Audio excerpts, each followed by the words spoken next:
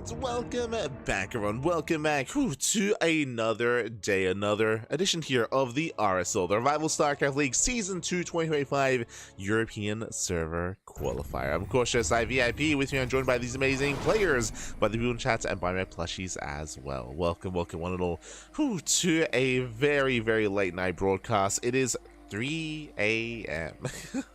It's I just woke up like half an hour ago. So 3 a.m. casting, baby. Let's go. So jumping into our best of 3 this morning, in the bottom right hand corner of MaNa, we have the Red Terran player, the Red Terran himself, representing the line of heroes. It is Nicaract. And spawning in the top left hand corner, we have the Blue Zerg player, the Blue Zerg player himself. It is Young Yakko.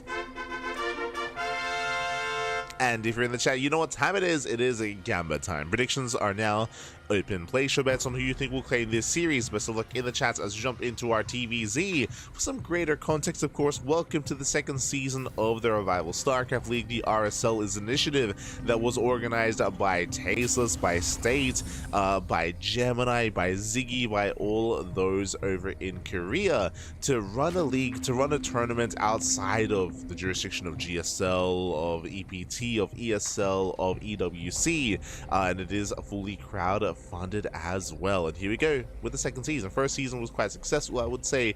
They did actually rent their own studio, they did their own production, of course, and now they're getting ready for the second season of the year.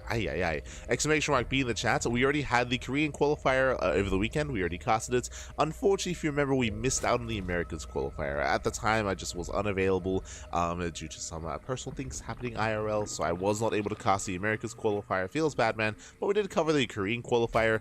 In the Korean qualifier, we had Maru. Maru did make it through that qualifier to make it into the main event. Likewise, so did... I was gonna say Creator, I just have to like double check. But it was Maru and Creator. Maru and Creator, they made it through the initial Korean qualifier. From the Americas qualifier, we had Estrella and SOS. Bearing in mind, these are server qualifiers, so players from any region can compete, but it is server based. So again, if you look at the bracket yourselves, you can see some Koreans are in the mix alongside mainly European players as well. So we'll be going over the bracket shortly. When it comes to the overall format here, top two players will qualify for the main event. We already have our invited players confirmed, and now we just have purely qualified players making it through as well. Here we go. For the time being, we do have initial Reaper opener. Again, 2-Rax Reaper here out of Nicaract. Does move out, does apply pressure here. We do see a third base being taken by Young Yakov. And ideally, you don't want to invest into 5 Reapers, but the add-ons have already begun. And we're only going to have 4 Reapers on the side of Nicaract. Is that going to be enough to force a cancel, though? If we can cancel the third base, then this can be worth it. If the base is saved, then less so for Nicaract. So here we go. We have 4 Reapers in total. He is going to be DPSing down that hatchery. Link speed is still not quite done, and I believe he should force a cancel in the end here. Here we go. Meanwhile, big shout to Wardy in the chat. Big guy, Wardy. Thank you so much. Thanks so much for the raid. Hope you had a great stream. Hope you had a great cast. Hope you had a great time over with the Wardy Summer Championship. And welcome one and all to the RSL Season 2 Revival StarCraft League European Qualifier. Bam, we do force a cancel. Nicely done here by Nicaract. Again, investing into 4 Reapers in total. Behind this, already transitioning into Stim, into his 2-1-1 setup. Ooh, as Link Speed does kick in, but there's not that many Zerglings here to work with, so Nicaract, he should be able to make it back home, should be able to escape. Let's go, let's go. Yes, thank you so much. Hope you had a great cast. Hope you guys had a great time as the StarCraft continues, baby. Yeah, true. The StarCraft never ends. We do have, of course, we're currently live with the RSL European Qualifier, and right after that, we have the Picasso Cup. The Picasso Cup is in less than 7 hours. In less than 7 hours time, we have the Picasso Cup as well. So again, as always, a very intense day of StarCraft. We'll do our best. I'm a little bit uncertain as to whether or not I'm going to cast the Picasso Cup, just because, for those that are curious, it's 3 a.m. here. It's 3 a.m. here in Australia. I just woke up in time for this, but I don't know how awake I'm going to be for the Picasso Cup. Typically, we cast it here on the CranKy Ducklings, but today is an exception just because we woke up so early for the European qualifier. So I'm tentative on the Picasso Cup. Of course, there are other casters for that. You know, Pig does typically cover that event alongside sometimes your Steadfast, your Dave Testa, your Chicken Mans as well. So definitely there's going to be other coverage for that event. For the time being, though, we do have our Baliness here from Young Yakov getting into his own link main setup. When it comes to the damage done by the 2-Rax Reaper, did force a cancel on the third base, but no other major damage was dealt, so Young Yakov is double expanding, he is recovering, he is droning. Meanwhile, from the side of Nickrat, his next big power spike, his next big move out is going to be the 2-on-1. Remember, we have a Stim finishing up, Combat Shields is going to be on the way, we have 17 Marines in total, and here comes the push. Comes the move out. With this, we can deny creep. If Young Yakov is cutting corners, if he's being too greedy, then this army can actually break through the main force, get on top of the queens, and maybe get some economic damage as well. Let's go.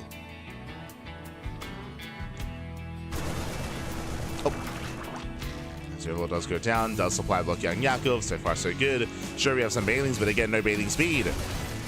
As Marines do stim in. Last chance used, saving the queen. So far so good.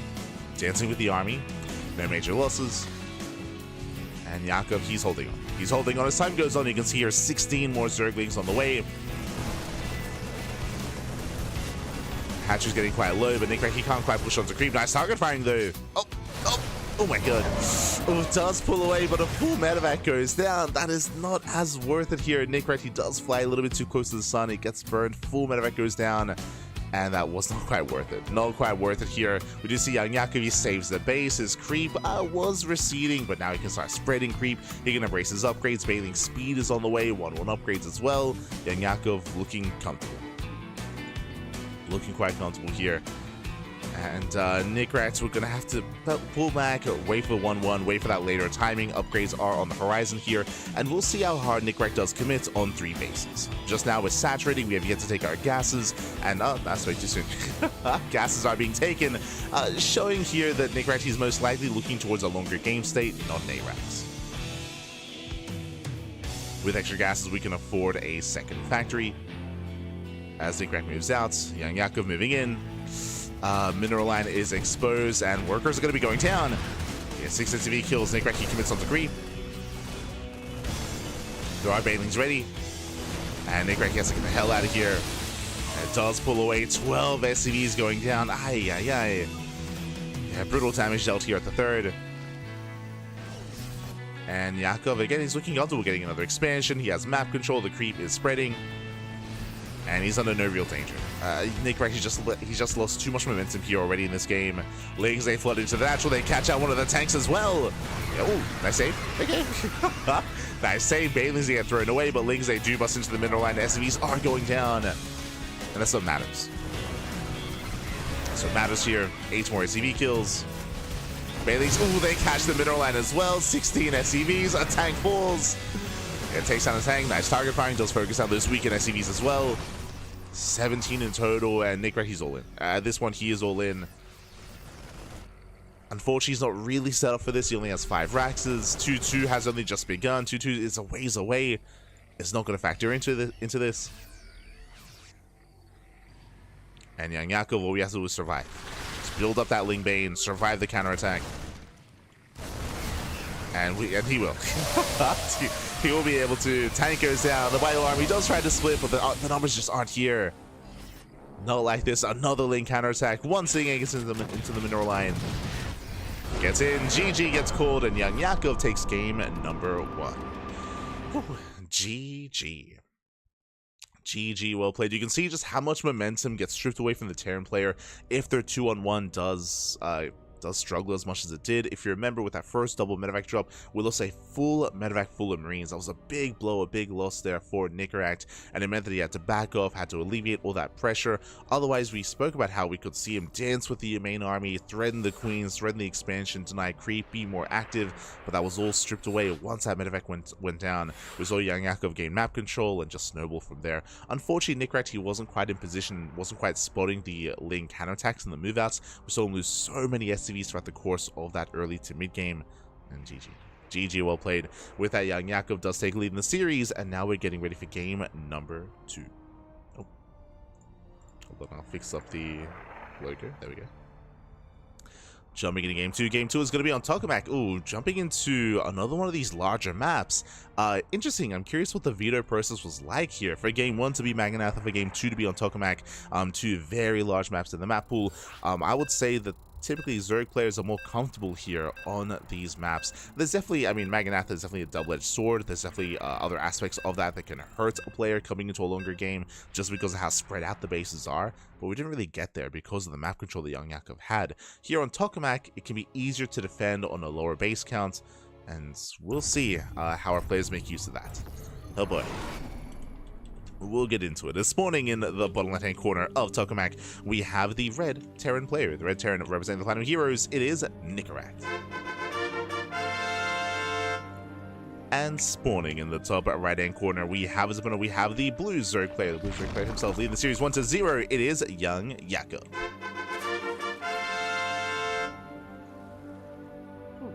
Here we go. Again, when it comes to Tokamak, the rush distance by ground is a little bit longer, the bases are more defendable as well on 3 and 4 bases, and we have seen many players succeed when it comes to being more defensive, when it comes to turtling up and getting into a longer game state. Mech, of course, has made its resurgence over the past couple of months. Battle Mech, even more traditional forms of Mech as well. I don't know if Nicorette is really one to embrace Mech too much. There are definitely players out there that are. Players like Yun, players like Maru, players like Cure. A lot of the Korean Terrans have in recent times been mixing Mech into their play, into their TVZ. Even some of the European players like Big Cave, like Hero Marine, and even Clem has dabbled his hand in Mech as well. Nicorette, he's typically been more of a bio player, much more biocentric, so I'm leaning away from that here. We'll see. At the end of the day, it is a little bit more stylistic for our players, for our Terran players. So now Hatch Gas Pool, standard opener. This time I should point out that Nicorette does set up on the high ground, bearing in mind that last game we had a 2x Reaper opener on the low ground instead, so we have a much more standard setup, standard game into a much more tame early game. As Nicorette, he scouts, he sees the timing of the hatchery, just making sure there's no early pool, no early gas timing, and then he backs up. Does back up. Just catching up with the chat. Do you speak Spanish? Español, sí, papi, sí. Español. Mis padres son de Perú. Son de Perú. De Lima y de... ¿Cómo se Chiclayo? De Tumbes. De Tumbes. Sí.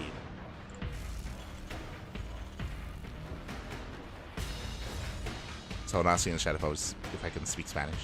Answer is yes.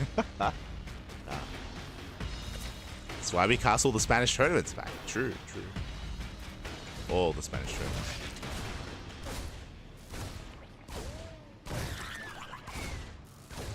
From here, the Reaper breaking in. Gets a Zergling here or there. Nothing too major here. 2 Zerglings going to be going down. A nice little start here for Nicorette.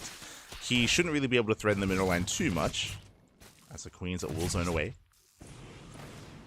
Behind this, going for his factory. There's no crazy 2-on-1 setup here.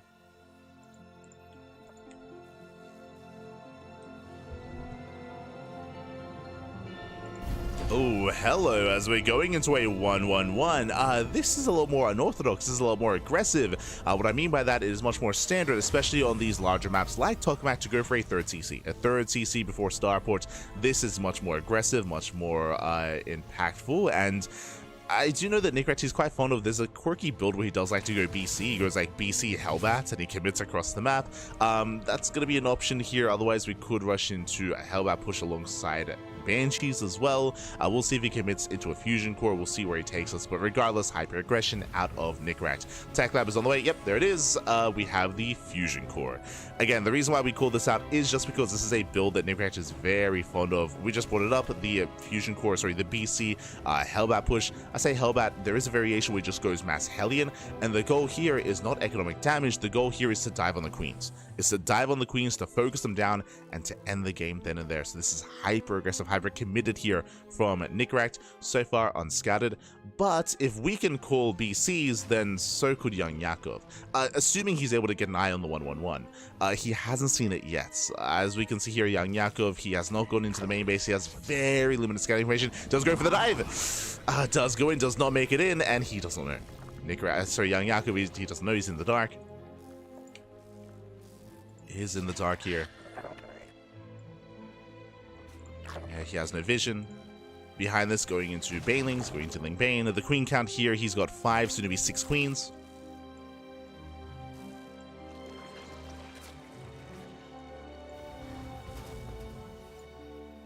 Oh, gee. Okay, let's go. We're doubling down. This time, less used to.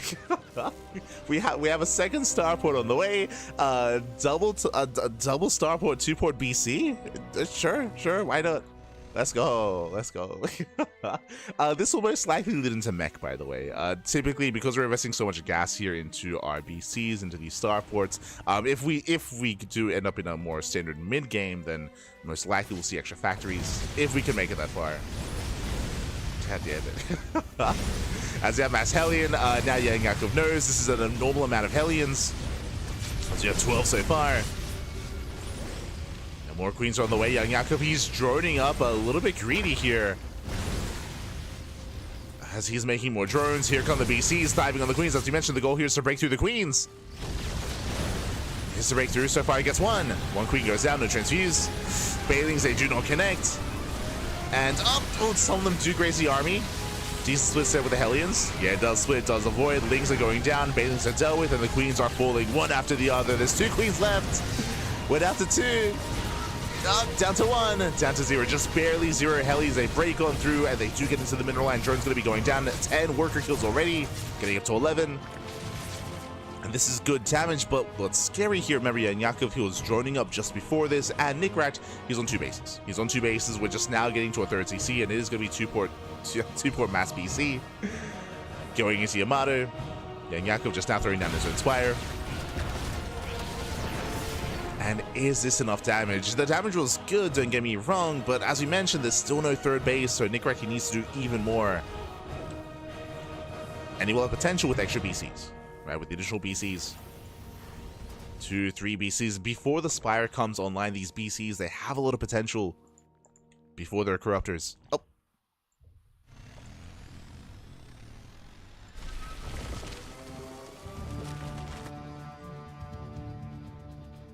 Also, I like how at the beginning I was like, Nikrat, he's a little bit more biocentric. Like, I don't know if he's really one to embrace mech too much. He's like, no.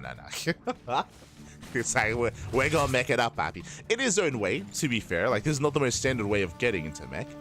Going 2-port BC. So I appreciate it, for sure. Let's get into the main. It gets eyes on the Spire. He's going for the Spire. Yeah, it does go for the dive. There are 2 spores in position, but he will focus it down and he will snipe it. Yeah, he will snipe the Spire. No Corruptors. And that's going to be Nikrat's win condition. Does force a cancel. Queens are down. They're waddling in. Losing 1 queen already, and we have limited transfuse. Yeah, the BCs that will reign supreme, they will kill every single queen. 1 battlecruiser goes down. At the same time, Hellions, they roast up the mineral line. They get into the 3rd base, and Nikrat, he has done it. At this point, he has done it. He has broken through. Roaches, sure, they're popping out. They'll deal with the Hellions eventually, but what about the battlecruisers as they take down the spores? And they can go for the Spire again. They just go for it again for a 2nd time. Yeah, it's going to be 19 drone kills. Going for the Spore, more BCs just teleporting right in. And yeah, Yakov is all in. He's all in, he's just rushing across the map. This one is too little too late. It does focus on one of the Spires. It's the 2nd Spire in the main. And even if it finishes, Yakov doesn't have the money for this. And it won't finish, no shot. Yeah, no shot. BCs, they walk into the main base. At the same time, Roaches are moving out across the map. Bearing in mind, BCs, they can always teleport back home.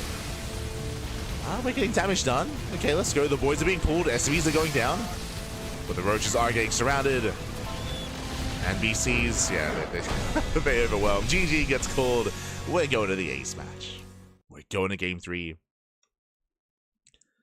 GG, well played. Again, Nikrat, I'm used to seeing him go for that dive, go for that Hellion BC setup, but again, he doubled down, went 2-port BC, and as we pointed out, unfortunately, Young Yakov had very limited scouting information. He did not have an Overlord going into the main base, so he didn't know how aggressive, how committed his opponent was. He was playing blind. He was playing blind up until he saw the 12 Hellions.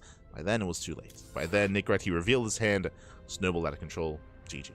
GG, well played. Also, shout out to Nikrat for finding the Spire, for focusing it down. There's a world where if he misses the Spire, if it finishes, then maybe Corruptors pop out, and maybe Young Yakov defends. But alas, we never had a Spire. Never did finish. Never did finish. GG, well played. With that, we're going all the way to the ace match, and we'll see how this story ends as we're getting into Persephone as game number 3. Let's go. Let us go.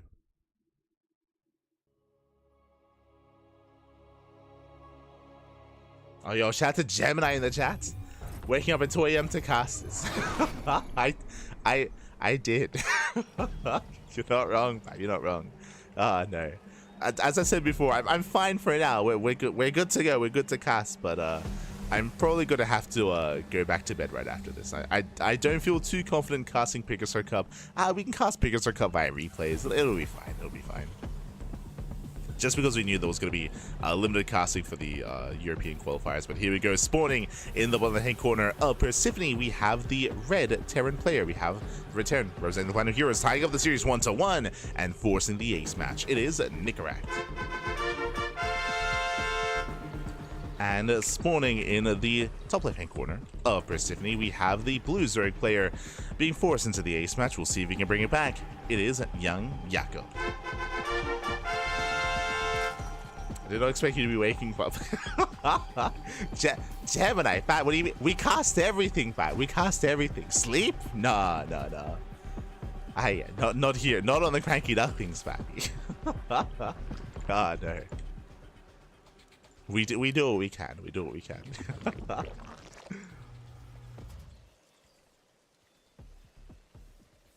Does it make sense to make the Spire in the third so Queens can cover from BCs and Hellions? I mean, it's up to you where you want to throw down the Spire. There's like pros and cons to the main base to the third base. The downside of the third is that it is more vulnerable. It is more accessible to your opponent's aggression, not just for their BCs to dive in, but for their Hellions to support to maybe focus it down. Ideally, you do want to hide it. Ideally, you want to be able to hide it from your opponents, whether it's throwing down in the main base, the natural, or the third, to be able to preserve it and build it up. As we saw, when he threw it down in the main base, there was a second spore, right? There were two spores covering that Spire as well, just to keep it a little bit safer. Despite that, the Queens did have a hard time rotating for sure, right? And I understand like the argument, right? Like the Queens, of course, were busy at the third base, so they weren't quite in position. At the same time, if the Spire was at the third, then you also have the Hellion support as well to come in to focus it down. It can be difficult for sure. Can be difficult.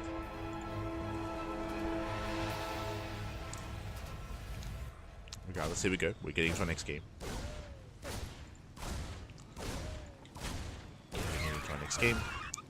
So far, we have our standard opener. Once again, we'll keep an eye on the follow-up building of choice here. Remember, last game was a 1-1-1 out of Nicaract. That was the first sign that told us that it was going to be more aggressive into BC production. Here, where is the third TC? We should have one by now. We have 500 minerals in the bank. And here we go once again, a 1-1-1. Now we see why we were banking up those resources. The Overlord does poke in, but does not get eyes on the starport. But based on what we've seen so far, the CC would typically be here on the low ground or here in the main base to float over. So you could argue here that young Jakob has seen enough to notice that there is no command center. You could argue it could be further back, which would be a little bit more crazy, but technically could be. With this, we're leaning once again towards BC play. I say that actually we're setting up for an add-on swap. Okay, looks like Banshees instead. Typically, if you're going Battle Cruiser, you don't go for the add-on swap like this because you have to wait for the Fusion Core anyway. So it's not really lined up to kind of go into Battle Cruiser, so we do have the initial, I would imagine, Banshee play. But bearing in mind, this is still very aggressive, and we can still even throw down an Armory alongside this as well. Remember, no third base, no third TC. So Nicaract is going to commit. Jakob going for a safety Roach Warren. Okay.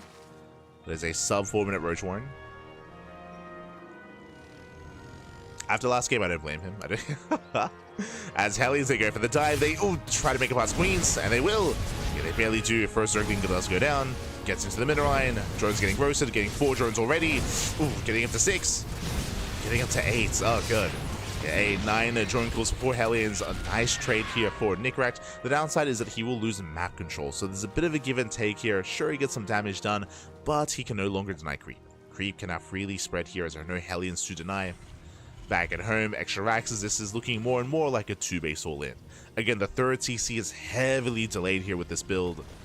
Lings, they come in for a scout. They scout the natural. They don't get into the main. Marine is on patrol. And we're getting into double eBay as well. Double eBay, double upgrades. This is going to be a later timing here. But again, still on 2 bases. Yanyako freely droning, freely saturating. Playing very safe thanks to the roaches.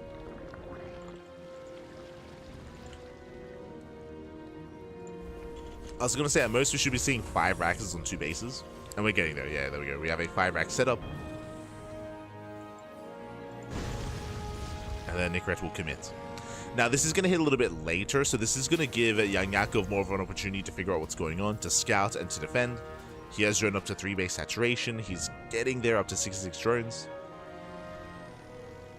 And as long as he isn't too greedy, as long as he doesn't drone up his 4th base, he should be fine. He should be able to focus on his Roach Ravager, build up his army, and have a force to defend. Again, as long as he isn't too greedy. Banshees, they hit the 4th.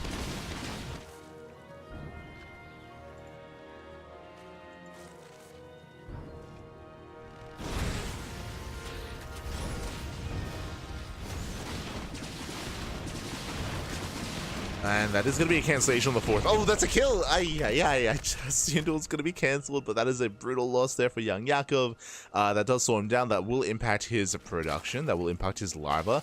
Especially when you're opening up roaches. This is actually going to be a little bit more impactful here. We're going to have limited link support. I mean, we do have link speed. Roaches are amassing. Nigrat, here comes the move out. Here comes the all-in. By the time this army gets across the map, 1-1 will complete. Here we go. Overlord does spot. Yakov, it's time to get ready. He did drone up. Banshee's going to be distracting. No Spore. Oh. No Spore position. 3 drones going to be going down. Here comes our main army. And Yakov, he's at least somewhat in position to at least spot the move out. As this first him. Gets 1 roach so far. Picking up a 2nd. And 3 damage here with the Banshees. And ideally, Young Yakov wants to force an early siege. Diving, Baza will connect. Oh, the tanks are sacked. Yeah, tanks are sacked. 1 tank goes down. He gets 1, he gets both tanks. And with that, he completely shuts us down. Again, Young Yakov, he did not overdrone. He cut workers at 3 base saturation. I mean, he couldn't drone it before. He didn't have one. That's true. But yeah, Yakov, he takes down the tanks, he shuts down the army, and that's all that Nickrat really had. He sure he has 1 tank left. He has 1 upgrades, but there's no longevity here for Nickrat. Remember, this was a 2 base all-in, and it's kind of come and gone. Tank is sieged. Yakov, he has to respect the tank. Does respect it. Does pull away. Oof. Baza's going to be connecting. Nickrat, he supply blocks, making 3 more depots.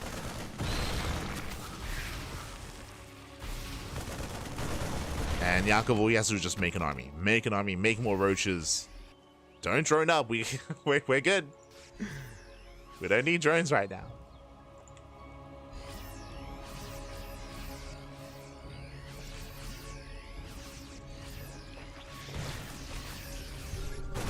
Yakov, he rotates over. He's got 2 more tanks. The Ravager count is not quite there, actually. Yeah, tanks going to be able to trade well, but there are just so many roaches here. Marines have a hard time pushing in. Now reinforcing with the 2nd tank. Once again, we're quite stacked up, which is concerning. Yakov taking it slow, gives up on the 4th base. Doesn't engage.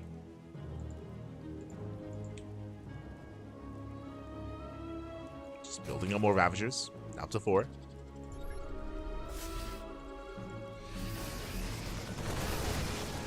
And, oh, he doesn't quite get on top of the tank. It's 10 files out of medevac. Not bad.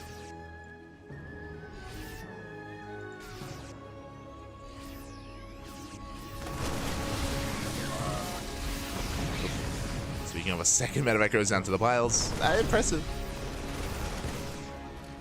Slap the medevacs. And Young Yakov is about to max out. He's about to max out on 3 bases. Sure, he doesn't have a 4th, but I appreciate that, again, he's playing it safe. He doesn't overextend. Doesn't try to save his 4th base. Just building up more of an army. Once again, respecting those tanks. Ensuring he fights out of range. Infestors have arrived with their fungals. Oh, he's going for the Dream Drop. Oh boy. Okay, calm down. Does unload, doesn't go for it.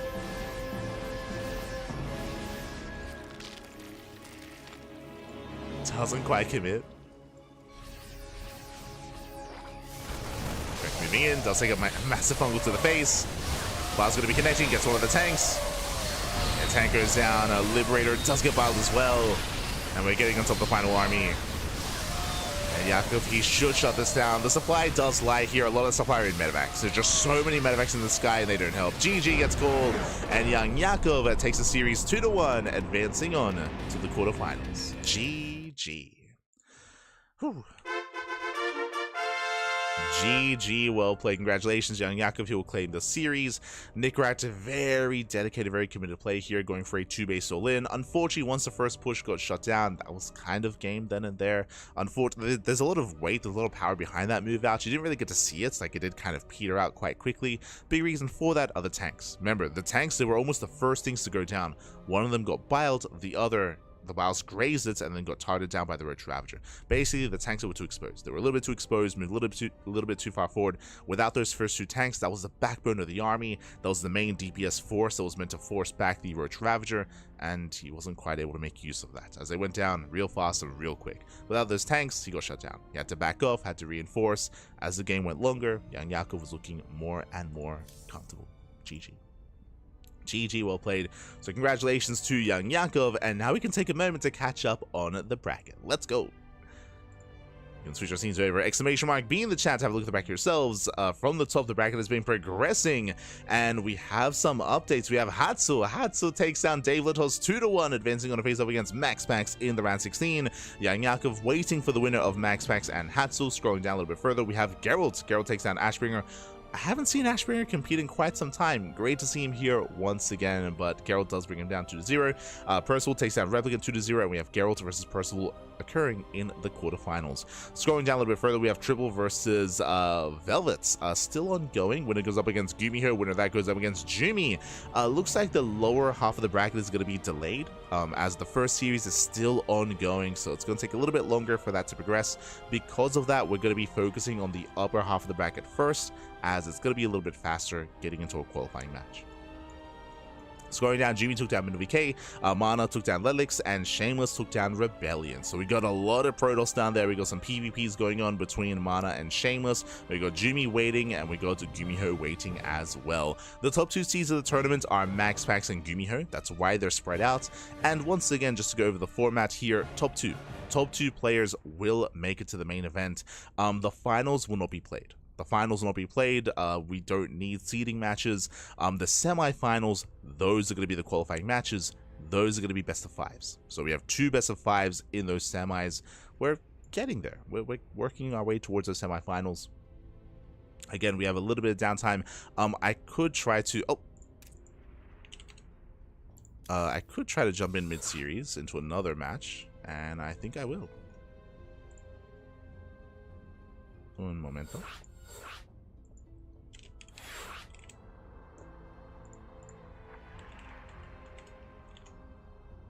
As Geralt and Percival, I think, are about to begin.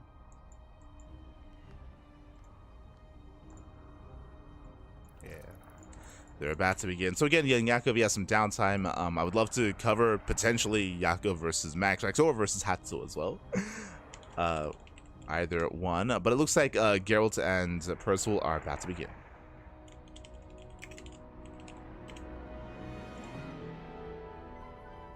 So may as well jump in.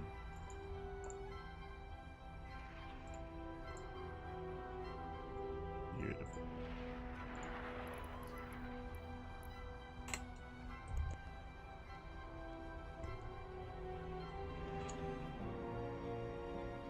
I'm just catching up with the chat.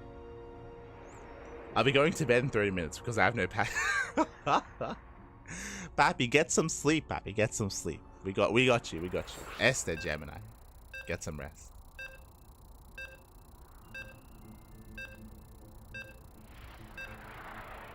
Shout out at. Should have done this earlier.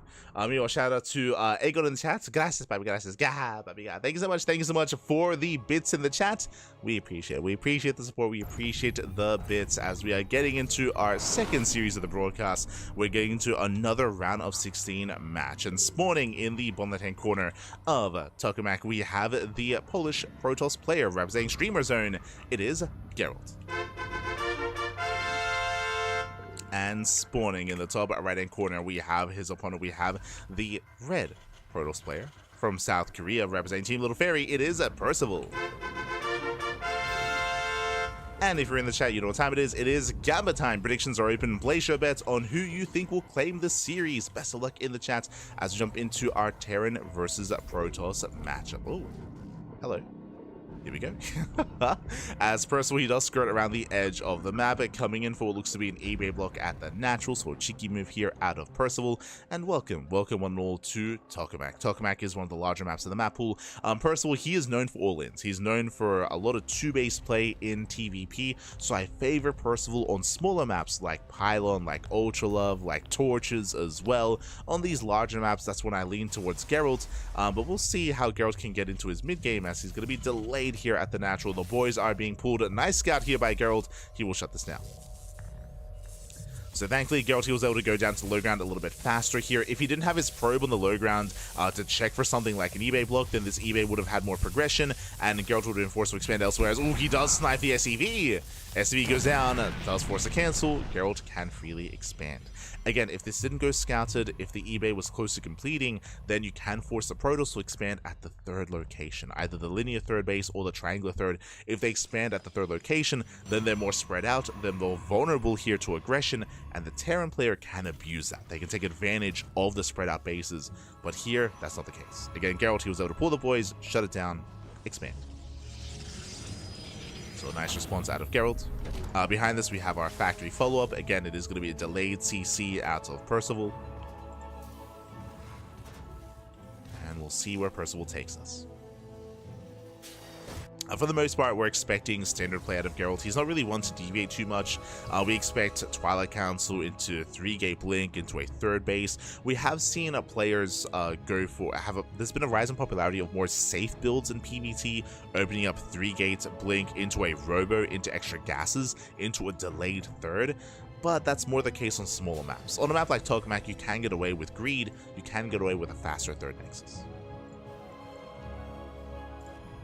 So we'll see how many gateways Geralt does commit into. We'll see how safe he plays.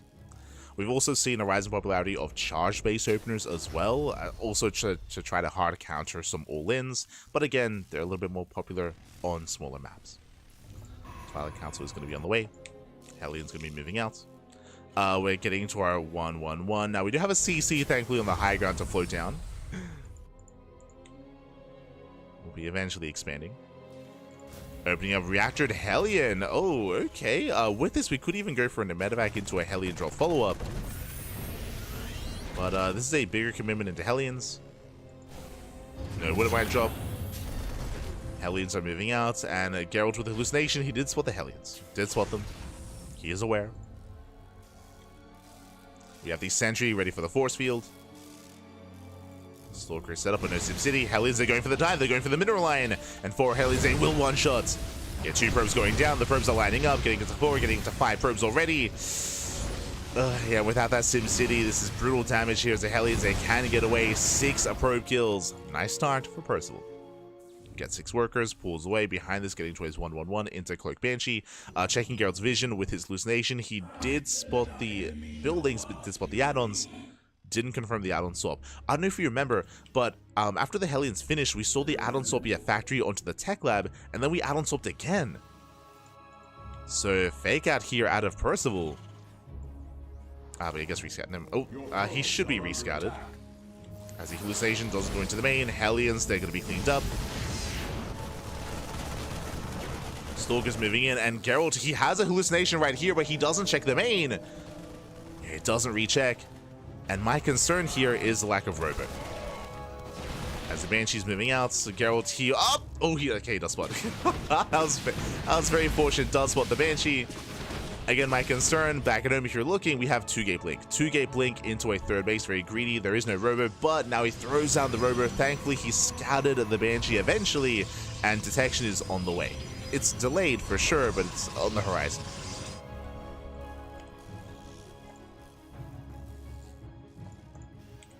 As we're waiting for the second Banshee, and Geralt, he has time to react, he has time to build up that Observer.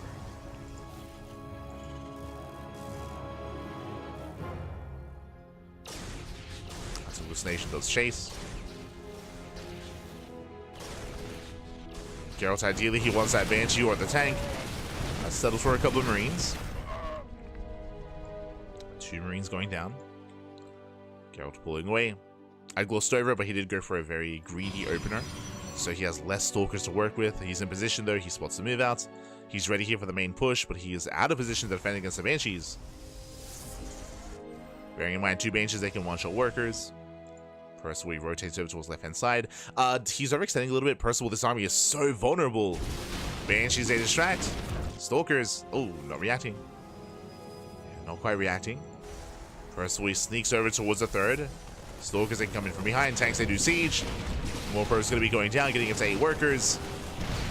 And the tank's already ready for this. They punish the Stalkers. Yeah, massive shots going off, and Percival, he breaks through the Stalker line. 1 tank goes down, but that's still going to be 13 probe kills. And the third. 13 probe kills. The tank's within range of the third base. More probes going down. Release mining's being denied. Percival, can he pull this off? Charge is done. True. Yeah, charge is complete. Tanks would be falling.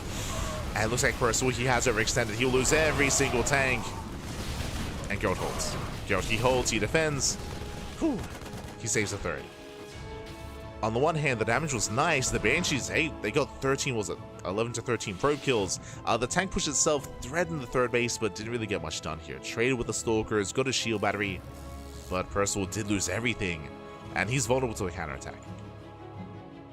Thankfully, it's only 3 Stalkers. Only 3 Stalkers, so Geralt, he can't really get much done across the map. Otherwise, he could totally blink into the main and deny Stim. Right? He can deny these upgrades if he had a little bit more to work with.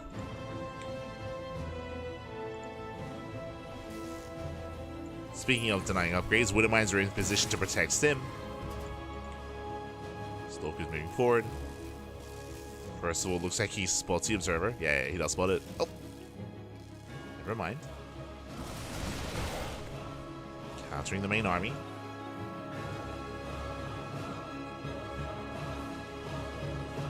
Geralt gets to back up. Gonna be zoned away. And Geralt is taking up towards Storm. Taking into Storm, likewise Percival, he is still trying to get his third base up and running.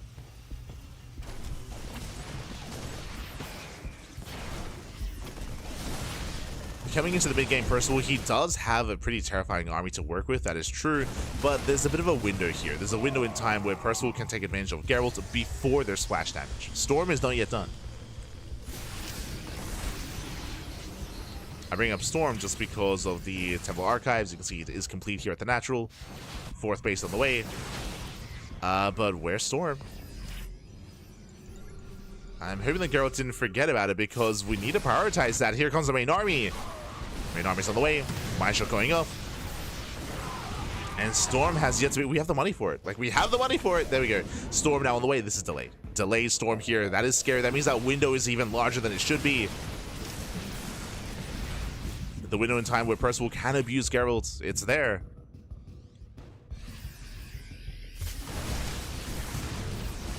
Zealots, they do collapse on the army. Mine shot's going to be going up. Oof, they do annihilate those Zealots.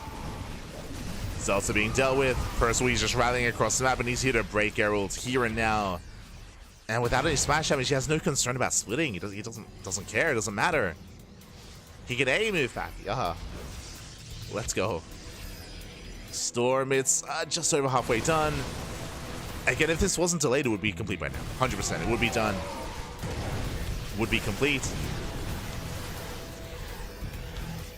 Likewise, there are no Head Templar that are warped in.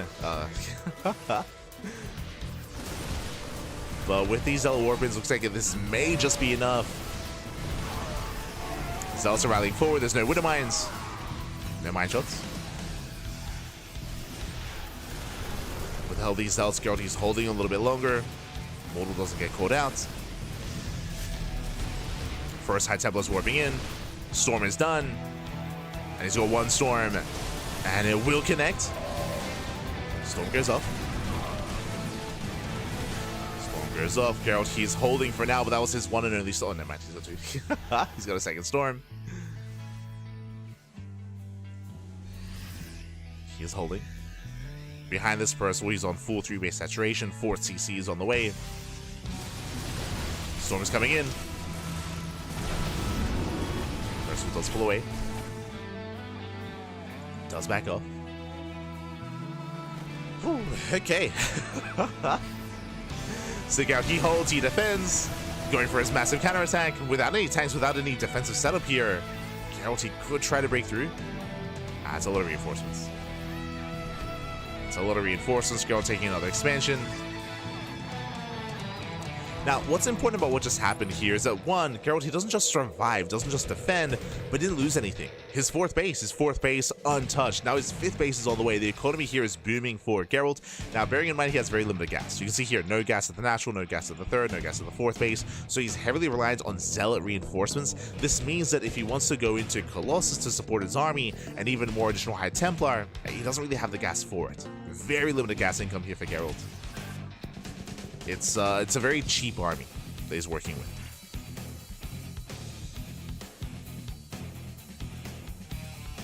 An army that is going to be quite vulnerable to these EMPs. There we go. Now we have the Bay on the way, 2nd Forge on the way. Upgrades are now in production, and we will soon need to take some gases.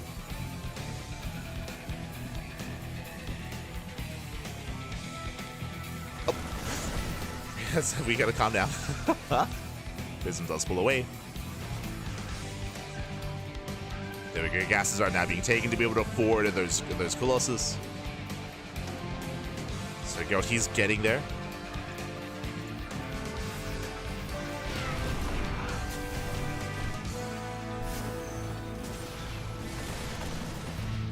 Zealots to distract. Nicely done. Keeping Percival busy. At least trying to. In a head-on fight, I do favor Percival. For the most part. Sure, there's a couple of Storms ready, but look at the High Templar count, only 3 Templar. Again, because of the low gas count, the amount of Templar, the amount of high-tech units just aren't really there. Storms have a lot of potential, but every Storm counts that much more, just because of the limited Templar. Speaking of 1 Templar out of energy, we have 2 more in the War Prism.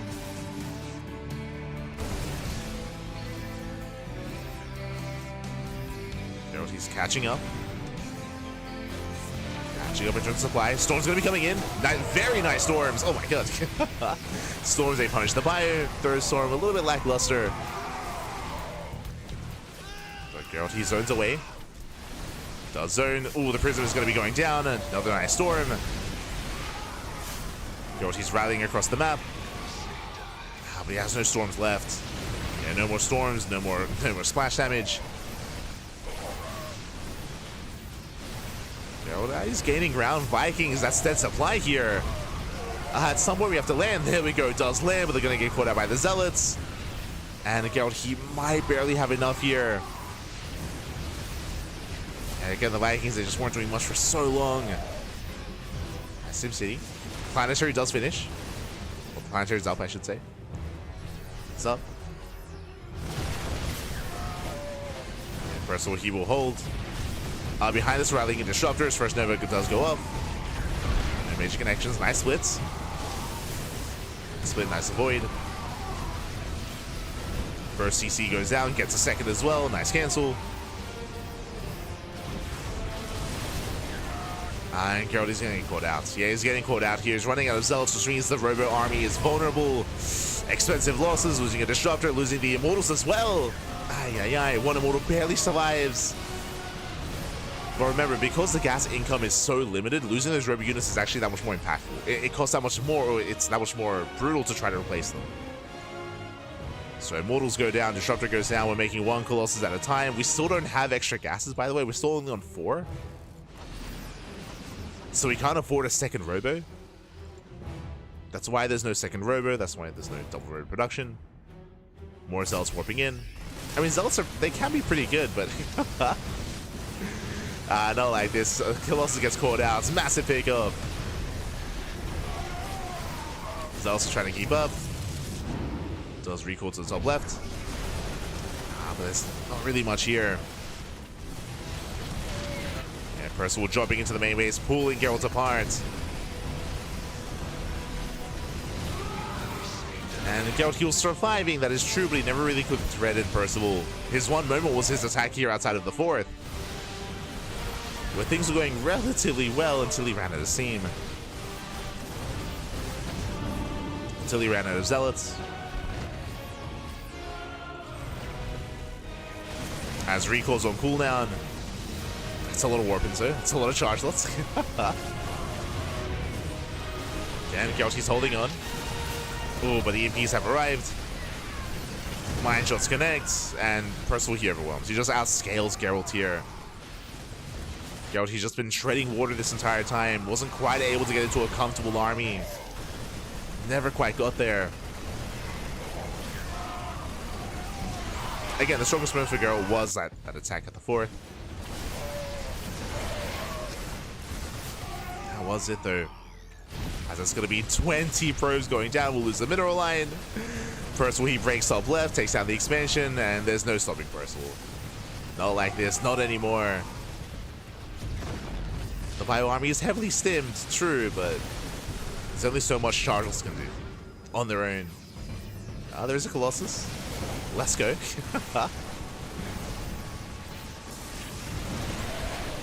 Yeah, Colossus goes down. Again, there's just no support, there's no buffer. Army is heavily overstimmed.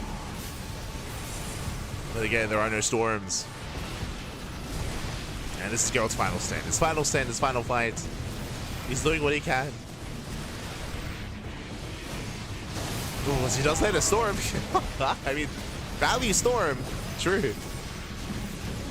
And Percival just waiting for his reinforcements, waiting for the rally.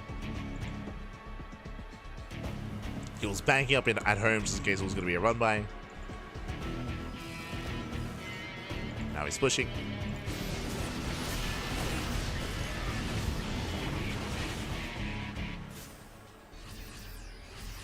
Moves into the fourth.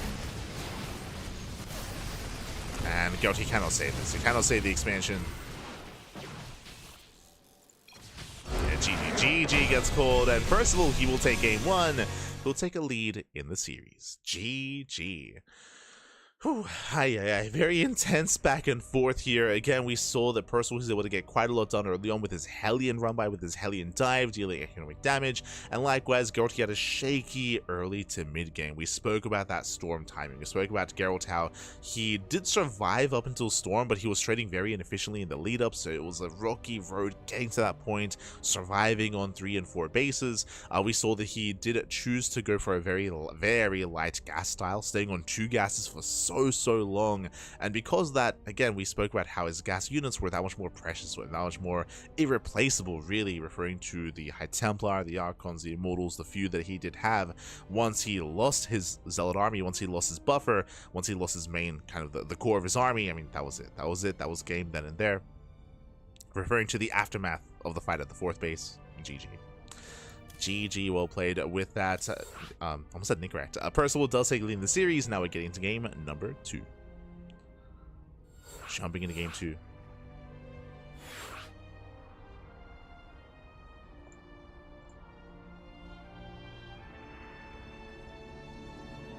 It's going to be on Ultra Love. Oh, let's go. Ultra Love being a much smaller map in the map pool. A map where Percival can be even more aggressive, even more assertive. And we'll see if Geralt can keep up. We'll see if we can force the ace match.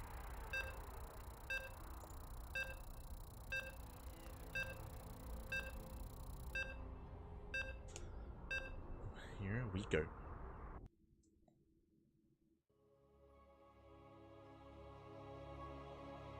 Oh, hello, Krista. Hello. Yo, hope you enjoy your peak. Oh, the peak gameplay. As we're getting into our next game this morning, in the bottom left-hand corner of Ultra Love, we have the Polish Protoss player. We have the Blue Protoss down in the series. We'll see if you can bounce back and make a series out of this. Representing Streamer Zone, it is Geralt. And spawning in the top right-hand corner, we have we have the South Korean Terran player. We have the Red Terran leading the series 1-0. It is Percival. Go. Yes, ¿qué tal? ¿Cómo estás? Bartholomas, 007, Helgi as well. Bienvenidos, bienvenidos.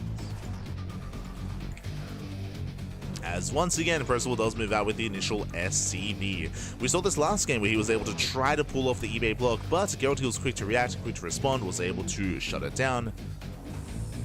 We'll see if Geralt can pull that off again. The SCV is moving in. 8 Chrononauts. P38. Bienvenidos.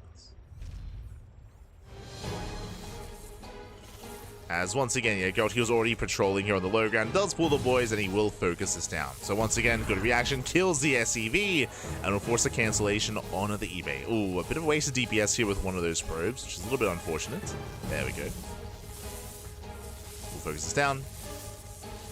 Does force a cancel. And again, this setup could have been a lot worse for Geralt. He has been on point. Now, if you recall, last game, this led into Reactor to Factory, Reactor to Hellion production, into a Hellion dive, into a Cloak Banshee follow-up. We'll see what Percival goes for this time. Again, he has a lot of options when it comes to how he wants to follow this up. He can go for, once again, a Hellion aggression. He can go for a Widowmine drop. He can go for earlier tanks. We'll see. So Reactor is on the way.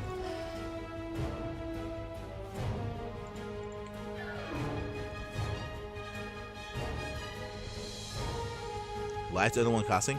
I think Hatsu's casting in Russian. I think Hatsu's also casting.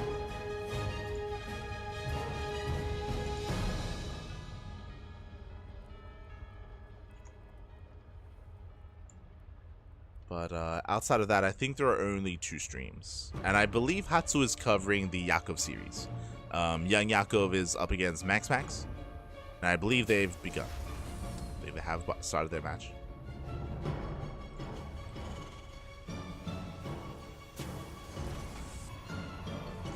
From here, we have our take of choice. Going to be a Twilight Council opener out of Geralt. Likewise, Percival across the map going into his own 1-1-1. Once again, Reactor to Hellion out of Percival. So far, looking like the same game, looking like the same setup 2 games in a row.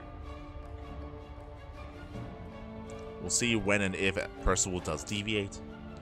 As a reminder, last game, Geralt, he opened up 2-gate Blink into a 3rd. On Ultra Love, I can't imagine we'll go for the same builds. No shot. We're expecting extra gateways.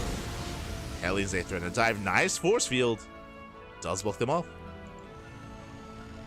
Hellions are denied. Geralt, he does defend. We have 1 gateway at the natural. We have a gateway here at the main.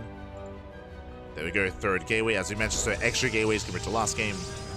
Safer play out of Geralt. Force field is available. Hellions are being shut down. Again, much cleaner defense here. We have some Sim City. We have a wall.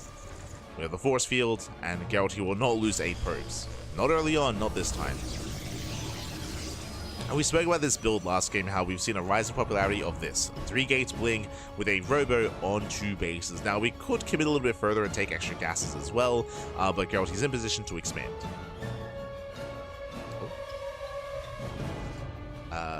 Never mind, expanding away from Percival instead, which will delay the Nexus by a couple of seconds, but still on the way.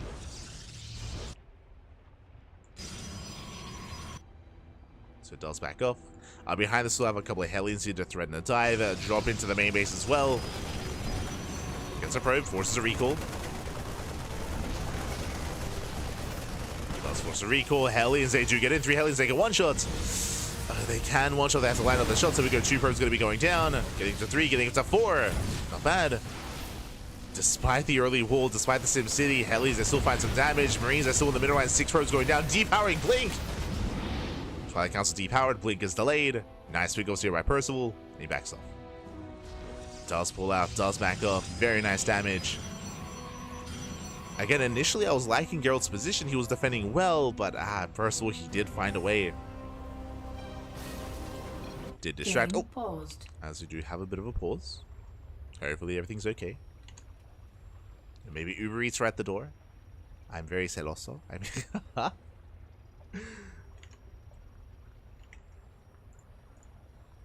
But we will need a moment. Oh, never mind. We're back.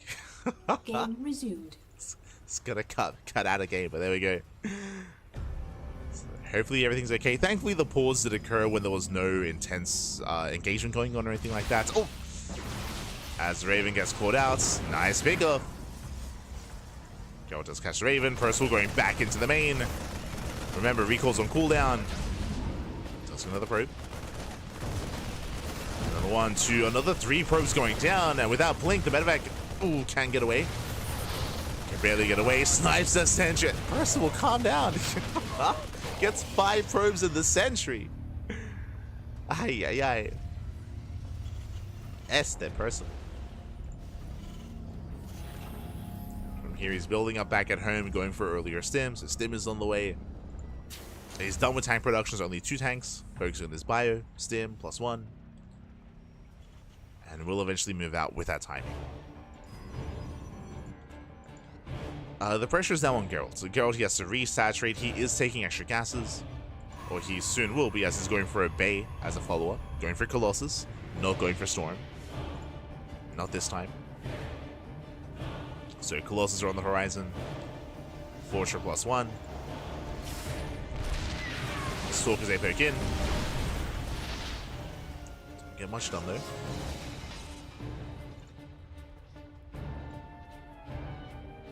Stalkers are going to be forced back.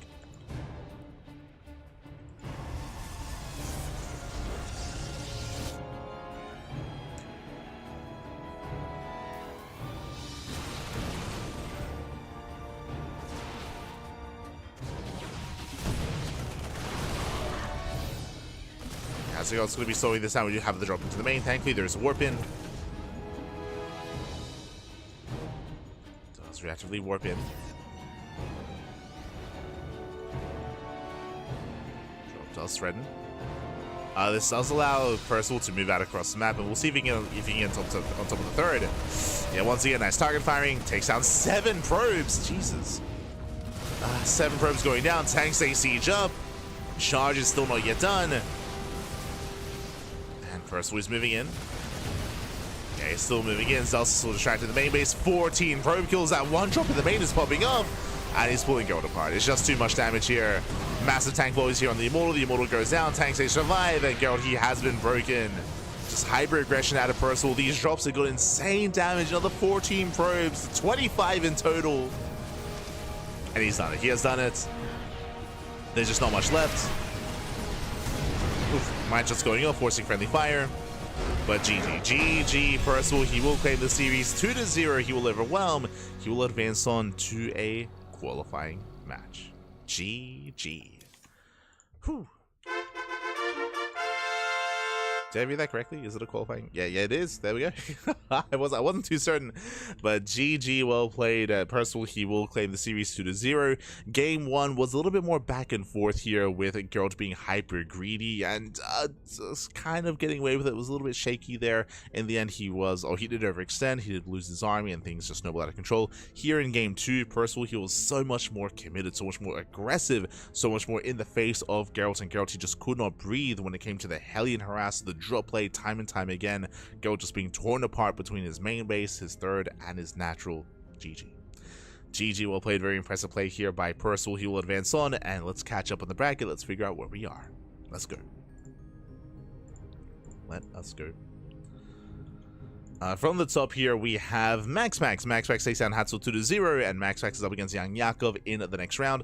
As we did mention earlier, I believe Hatzel is covering that series, is casting that, so that is currently underway. We have Percival. Percival, he is in a qualifying match. As we mentioned before, the semifinals, these are the qualifying matches. The finals are not going to be played. They're not going to be played out. The semis are best of 5s. So Percival, he's waiting for the winner of MaxPax and Yakov, as they are currently 4 minutes into their game. They're 4 minutes in. Meanwhile, we spoke about the lower bracket being delayed. MaNa takes down Shameless 2-1. Big win there for MaNa. Very nicely done. MaNa waiting for the winner of GuMiho and Triple. We spoke about how the first series was a longer one. It was delayed. So Triple takes down Velvet 2-1, and Triple just now up against GuMiho. So we do see here that the lower bracket is much slower. It's going to be much slower here. So we're going to be focusing on the upper qualifying match first on MaxPax, Yakov into Percival. That's where our attention lies. And then by the time we finish the upper qualifying match, by the time we have our first qualified player, ideally the lower match is ready. Ideally, the lower match is going to be ready for us to go from one straight into the other. That's the plan. That is the plan. When it comes to Yakov and MaxPax, they are in game. Oh, they're in the ace match. Bappy. Yakov and MaxPax, they're in game 3. They're not in game 1 or 2.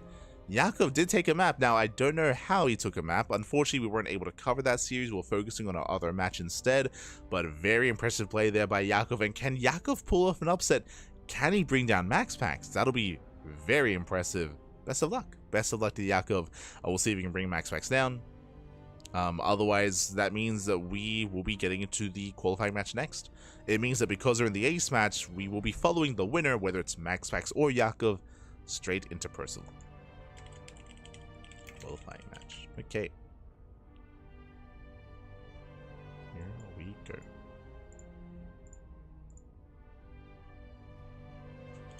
I'll do TBD for now.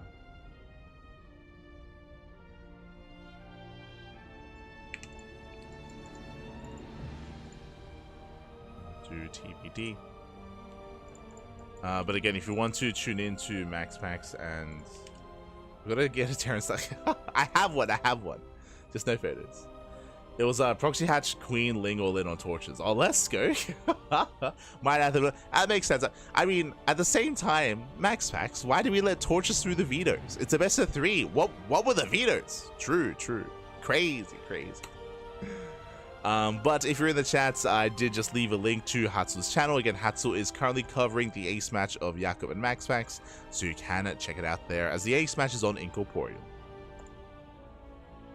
But thanks for letting us know, Bomyoja. Thank you.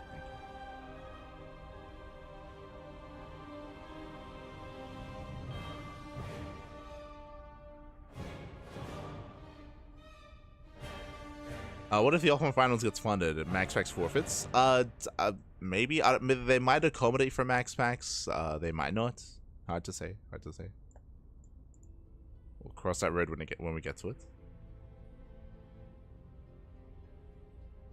Thank God he didn't have to answer the door. His room is like 30 yards long. True. No.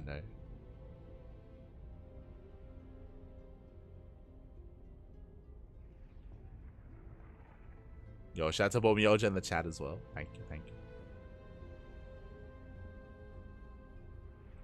Asked my job if I was allowed to get paid to cast this, and they said, "What's StarCraft?" Smurge, baby, smurge.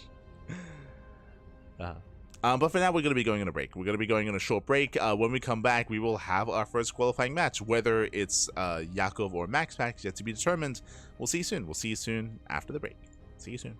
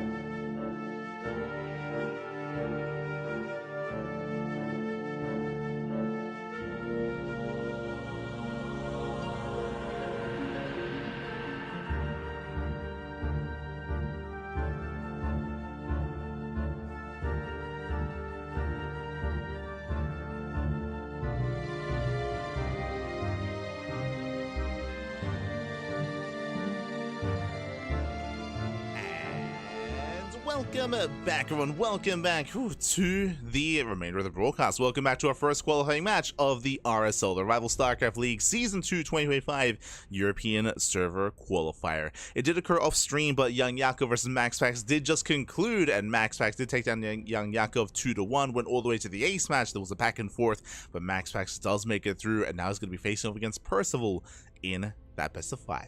Let's go. Vetoes are underway, and we're about to jump into our first best of 5 of the broadcast, bearing in mind that we still have another qualifying match after this as well.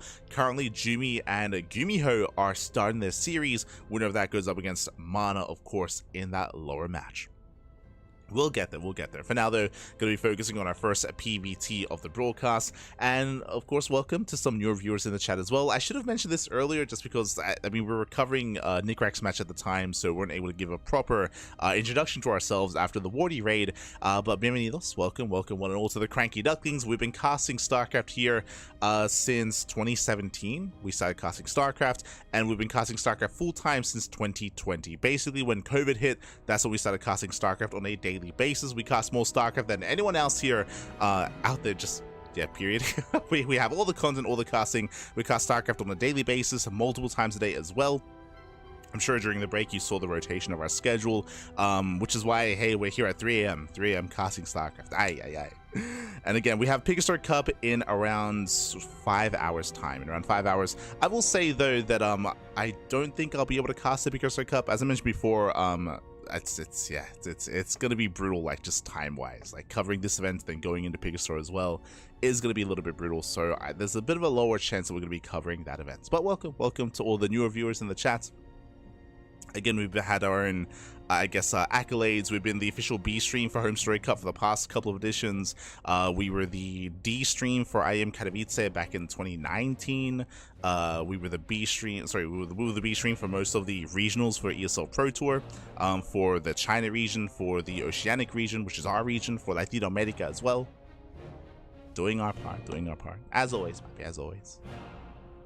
But we'd always appreciate it. So big shout out to Wardy for giving us a raid and for people being introduced for the first time. Bienvenidos. As Percival and MaxPax are getting ready. Bearing in mind as well when it comes to these matches, I mean, it was even more impressive that Percival was able to take a series just because they were facing off on the European server. Remember, this is a server qualifier, so the European server does take priority here, and players like Percival, players like GuMiho as well, they have to play with a ping disadvantage. Percival, despite that, was able to pull it off against Geralt. We'll see if he can do it as well against MaxPax as well. Best of luck. Good evening from Germany. Good evening, man. Good evening. Tireless StarCraft. Exactly. Not enough. Aye. We do what we can. The passion is there. Always. I think this year we've had 4 days off. We've had 4 days so far without any casting. One of them was more recent, just because we recently we got some pets. We got some new pets here, so have had to spend some time elsewhere, which I'm a little bit, I guess regretful of, that we had to forego a little bit of casting last week. We missed out on a day.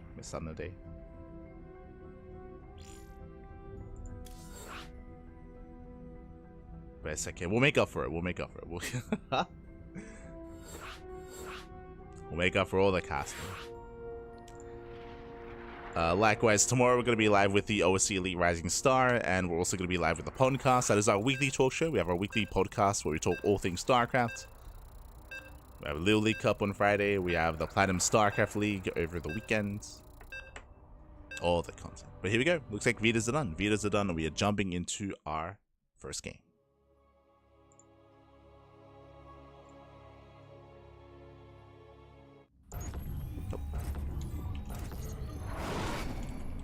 As spawning in the top right hand corner of ley lines, we have the Danish Protoss player. We have the blue Protoss representing Sidestorm Gaming. It is MaxPax. And spawning in the bottom left hand corner, we have his opponent. We have the red Terran player, himself from South Korea. It is Percival. And if you're in the chats, predictions are now open. Place your bets on who you think will claim the series, on who you think will advance on into the main event. Meanwhile, big shout out to Christopher Fister in the chat. God, my God, thank you so much. Thank you so much for the gifted sub. Thank you so much. We do appreciate the support as always. Happy as always. Thank you so much. Gifted sub to Super. Thank you. Thank you, buddy. Thank you. As a Percival, we saw this against Geralt. Once again, he moves out across the map for what? For an eBay block. He's moving in for the eBay block here at the natural base. MaxPax moves out with his own probe scouts, and we'll see if MaxPax can get down this early enough. We'll see if he can shut this down, or if he's forced to take the unnatural natural. Let's go, as the SCV is going to be moving in. The eBay is on the way. But again, if you're in the chat, predictions are open for a couple of moments here, so place your bets while you can. eBay is on the way because of the probe scout. MaxPax has no patrolling probe on the low ground, and MaxPax will not spot this. He'll be forced to expand elsewhere or to delay his nexus quite heavily. So a nice start for Percival. So far, so good. Does step away, and yet MaxPax expands at the third. So this time a much more successful start here for our Terran player. We saw that this never really did occur against Geralt, and we alluded to kind of the strength of this. This tells me that MaxPax is spread thin between both his main base and his third. It means that this can be abused, and Percival can try to take advantage of this with Hellion aggression, poking back and forth between the natural and the third base. We've often seen a lot of Protoss players respond to this with a Stargate opener. Oracles defensively, they don't care about terrain. They can just go back and forth between their bases quite freely to defend against aggression like that. We'll see how how MaxPax has approached this, how he defends. Shield batteries are going to be a must, and there we go, shield batteries are on the way. Shield battery at the natural. Might see one in the main as well. That's back at home Percival going for the add-on swap, going for reactored Hellion.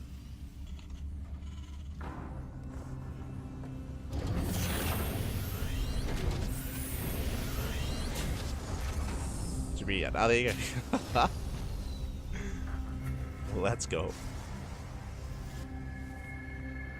As we have our tech of choice going for a Twilight Council. So Twilight Council opener out of MaxPax. Hellions are being reactored.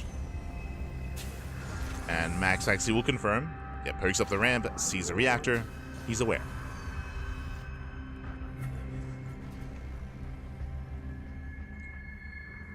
So we could be opening up with 4 Hellions. First 2 are spotted. MaxPax trying to chase one down. Looks like he will. Massive pickoff. Does trade 1 for 1. A depth for a Hellion. From here pulls away. As a reminder, it takes 3 Hellions to one-shot a probe. It is down to 3. 3 Hellions left over. Percival making his way across. Once again, MaxPax is here to get some damage done. Nibbles away at the Hellions, and doesn't quite get one, but almost. One more shot, there we go, takes down the Hellion, now he has a 2-shot. Okay, these Hellions are that much less of a threat here to the mineral line, does go for the main. Deb goes down. Hellions, they bust in. Nice positioning. Pylon block there at the mineral line, takes out one of the Hellions. Despite that, some probes are going down, but only 3. Yeah, 3 workers for 4 Hellions, not too worth it here for Percival. He wanted so much more damage, and MaxPax shuts it down. So nice defense here from MaxPax. From here, he has 2 Gate Blink. So 2 Gate Blink into a Robo into a third base. MaxPax being relatively greedy. Now moving out. He has a nice setup. Ooh, Percival is getting caught out. Losing a Marine. Tank is under fire as well, and he will lose the tank as well. Ay, ay, ay. Brutal pickoff. He trades with a Stalker, but again, a better trade here for MaxPax. Force the blink away. Does blink back. Again, Percival getting called out. Behind this, going into his own Banshee play, but the Banshee just got scouted. MaxPax, he knows. Behind this, Observer's on the way. Getting detection. Building up into charge. And so far, Percival, he's in control. He's in control here. Despite being forced to expand at a more uncomfortable location, he's been able to get away with it.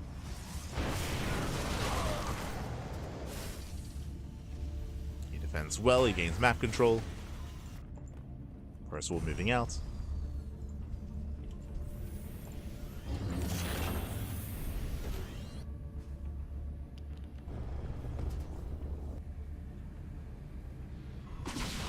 Try to fan out.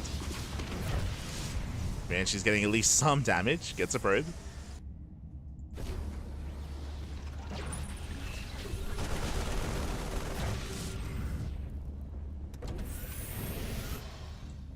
Yeah, gets a worker behind this, just going for a very gateway heavy composition, delaying his splash damage intentionally so, getting to charge, delaying Storm or Colossus, at least so far. Oh, but no defenses here at the natural, not bad. Banshee does slip in. And does pull away. Yeah, it does pull away. Another Banshee coming into the main base. Nice harassment here from Percival. Very necessary damage to get something across the map. Takes down 3 workers. Again, not bad. Back at home is still building up, getting into stim, combat shields. Getting into +1, and he can soon be active. He's just waiting for his upgrades and he can move out.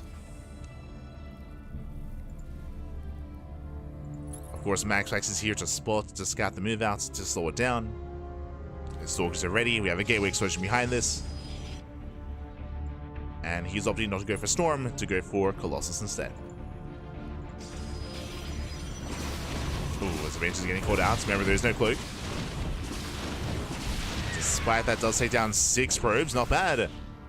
6 probes go down. One of the Banshees does not get away. Oof. Never mind. I mean, Trey does get some economic damage, but now MaxPax has no need to keep his army at home. Now he can move out. He can push. So immediately MaxPax does move out with his army. He has his Mass Stalker. Spots the Metamax, contains Percival.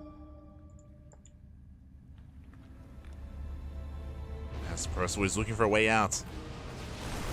MaxPax is here to shut him down. Yeah, diving on the bio, does unload. Okay. Does unload in time. And we just pull the... Oh. Okay. For a moment there, I thought we just pulled the boys. We just send it across the map. We're sending everything across the map. The Marines, the bio, the tanks as well. Stim is complete. MaxPax not quite in position. Stalkers are racing back home. Stalkers are racing back. The Robo is exposed. And Percival, can he get on top of the Robo? Not quite. Iron shots going off. MaxPax buying time. Needs a little bit more time for the Colossus. Max sieging up. Does get on top of the Sentry. Sentry gets started. MaxPax catching reinforcements. That's a lot of Zealots coming in from behind. Yeah, Colossus comes out, comes in for the surround, and he will take down every single tank. Yeah, the army gets cleaned up. MaxPax, he shuts down the main army. Personally, has to get the hell out of here. Has to pull away. But he's still rallying. He's still committed. No CC. No third.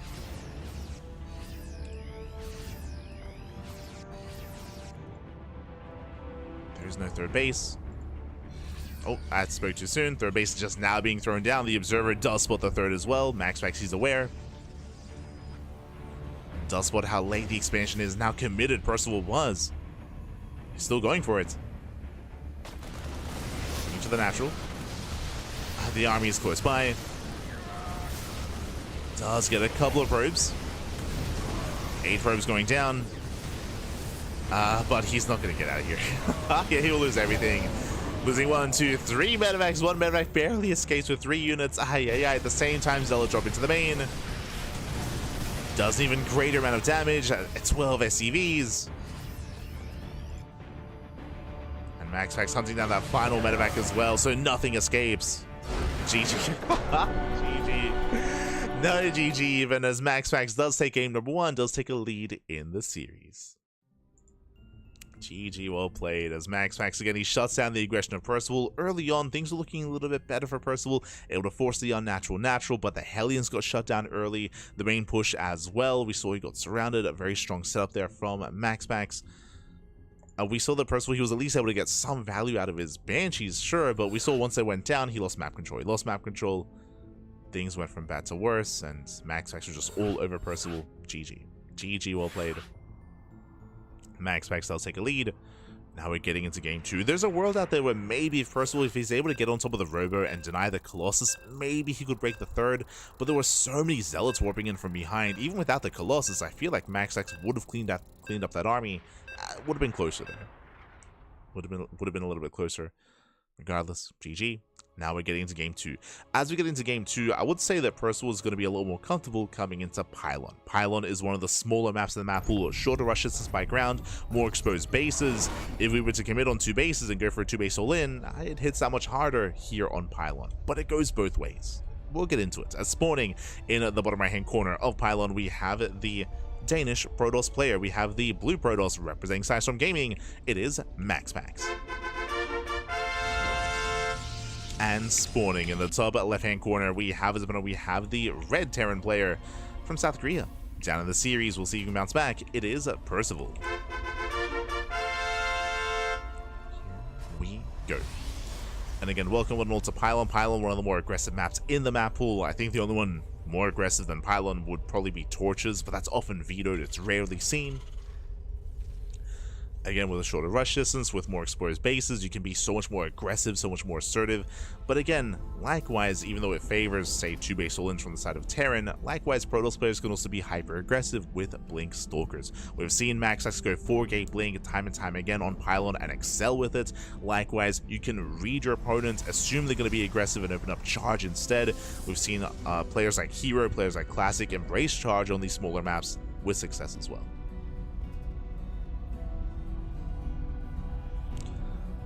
So we'll see what approach MaxPax goes for. As we have a double gas opener. Double gas opener, this time there's no eBay block. We're going for the faster factory and going for the faster tech. So delay TC out of Percival.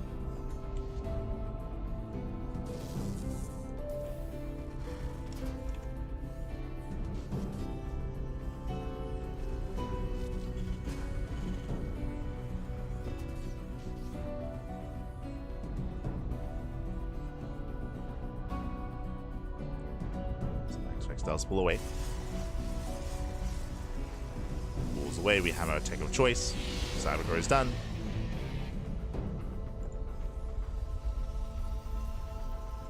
And we'll soon be setting up. Hello. I was like, what's this probe up to? As MaxPax, he does actually sneak a probe out on the map and throws down the proxy pylon. Okay, you have my attention. Este MaxPax. As Reaper is shut down. Ooh, that is a brutal loss here as Percival. He sees nothing, by the way. Yeah, it doesn't get behind the middle line, doesn't get a scout off. Not completely. Here we go, going for the proxy gateway. With that, we can reinforce across the map, going for extra gates. We spoke earlier how aggression is favored on this map, and it goes both ways. So far, we have 3 gates set up here for MaxPax before any tech structure.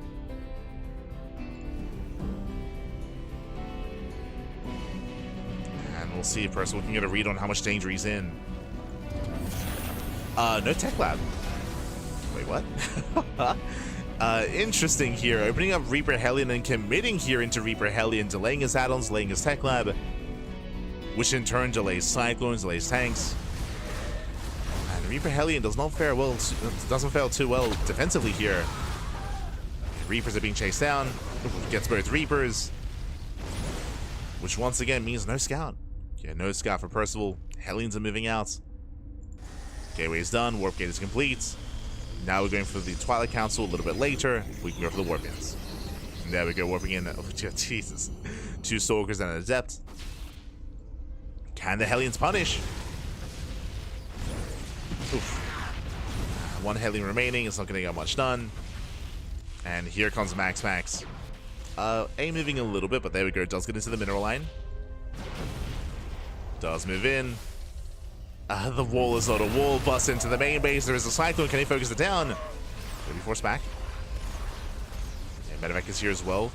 Ooh, to save the Cyclone. Breaks down one of the Stalkers. A bad defense here by Percival. Takes down the first Stalker, but we have reinforcements coming in. Warping in 3 Stalkers at a time. Percival, he can juggle with a Medevac, but it's going to be targeted down. Oh, yeah, 1 more volley. Medevac falls. Now we can go for the Cyclone, and without that Cyclone, there's no defense. There's no defense here. The boys are being pulled. 1 Stalker goes down. Percival, he's holding on. Saves the Cyclone. Behind this, getting a tank. Percival, he's up. Never mind. I was going to say he's holding. Out with the tank, he is holding on. Still a very clutch defense here for Percival. Starting back the army, sieging up. Baiting MaxPax in.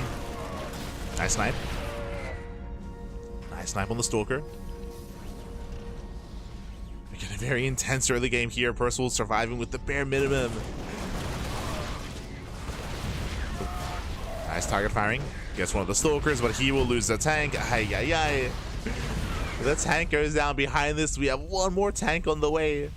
But there's no bunker. There's no bunker. There's no defensive setup. Banshee has arrived. Tank is out. Percival trying to hold on behind this MaxPax. Remember, he's not all in. This is just 3 gateways. Only 3 gates. Ooh, gets the Banshee. Gets a Banshee. Third base is on the way for MaxPax. He's building up. Blink is just about to complete. And he can dive in. Yeah, with Blink, he can just blink on forward. Dives on the tank. Yeah, tank does no damage. Boys are being pulled to repair. One more volley. Brings down the tank as well. And Percival, he can't survive this. He cannot survive this. Just too much damage too early on. It was so brutal losing the initial Reaper, the initial Hellion. GG, and MaxPax takes a 2-0 lead. Aye, aye, aye. GG, well played. Again, MaxPax was just hyper aggressive in the beginning, and because MaxPax was sniping the first 3 Reapers, the first Reapers went down.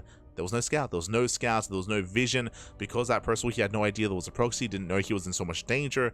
If he did, if he was aware, we would see bunkers. Bunkers would be thrown down, and we'd see a greater defensive setup there early on, but he had no idea what was happening. No idea what was going on, and he was caught with his pants down. The pants were down, and MaxPax, he is 1 game away from claiming the series. 1 more game is all he needs. Strong showing here so far by MaxPax. And Percival, hopefully he can shake this off. He can shake this off. He can try to refocus, recenter, and make a series out of this, but the pressure is on. Pressure is on, and we're going to be loading into Tokamak for that 3rd game. Oh boy.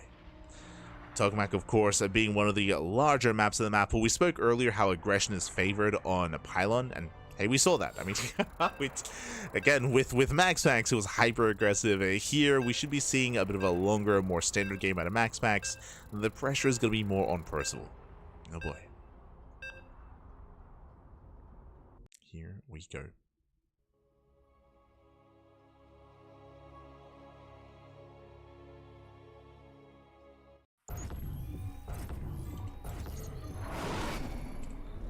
Spawning in the bottom left-hand corner of Tokamak, we have the blue Protoss player, the blue Protoss himself. We have the Danish Protoss lead the series 2-0 and 1 game away from qualifying for the new season of the RSL. We have MaxPax. And spawning in the top right-hand corner, we have his opponent. We have the South Korean Terran player. We have the Red Terran. The pressure's on. He's down heavily in the series. He has to fight back here and now to have a chance at qualifying. It is a Percival. Hello, MaxPax. God damn it. As we are loading into one of the larger maps of MaxPax, he's got a place to be, Bobby. Yeah. Let's go. He throws down the pylon. He sets up for the proxy across the map. Hyper aggression here out of MaxPax. Now, Percival, he has been going for these more aggressive openers so far. We've seen eBay blocks. We've seen double gas openers. Coming to Tokamak, there is a higher chance that Percival goes for a single gas into a faster command center. If that's going to occur, MaxPax can punish. He can punish that CC. He can punish the greed of his opponent. And as you can see here, no second gas. Oh boy. So Percival, there's a higher chance he's going to get a CC on the low ground. And hey, if he does, I mean, MaxPax is there to punish. He's going to be there to punish. So a good read here by MaxPax. Even delaying the racks by a couple of seconds. Percival, does he go for the CC on the high ground? He could just blindly play safe, but nah, he's going for the low ground. Let's see if he moves down. We'll see. Where are we headed? Where are we going? Pro moving into delay. The command center is on the way, but here comes that Zealot to punish, to force a cancel. Oh boy. Hi. Behind this MaxPax, of course, he's expanding. Is expanding behind this. Not all in, but designed to get damage done, and he will. As Zelta building up. Ideally, you want to wait for the Reaper to move out. You want to wait for the Reaper to move out halfway across the map, and then you can move in and punish. Because there is nothing to defend. Yeah, there's nothing to defend. Zell does waddle up, does walk up into the natural, going for the SCV, and will delay. Yeah, Reaper does turn back around, racing back home. Another Zealot has arrived. Ooh, delays the depot. That will supply block, by the way. Yeah, it does force a cancel. Oh, God. Does force a cancel. Kills the depot as well.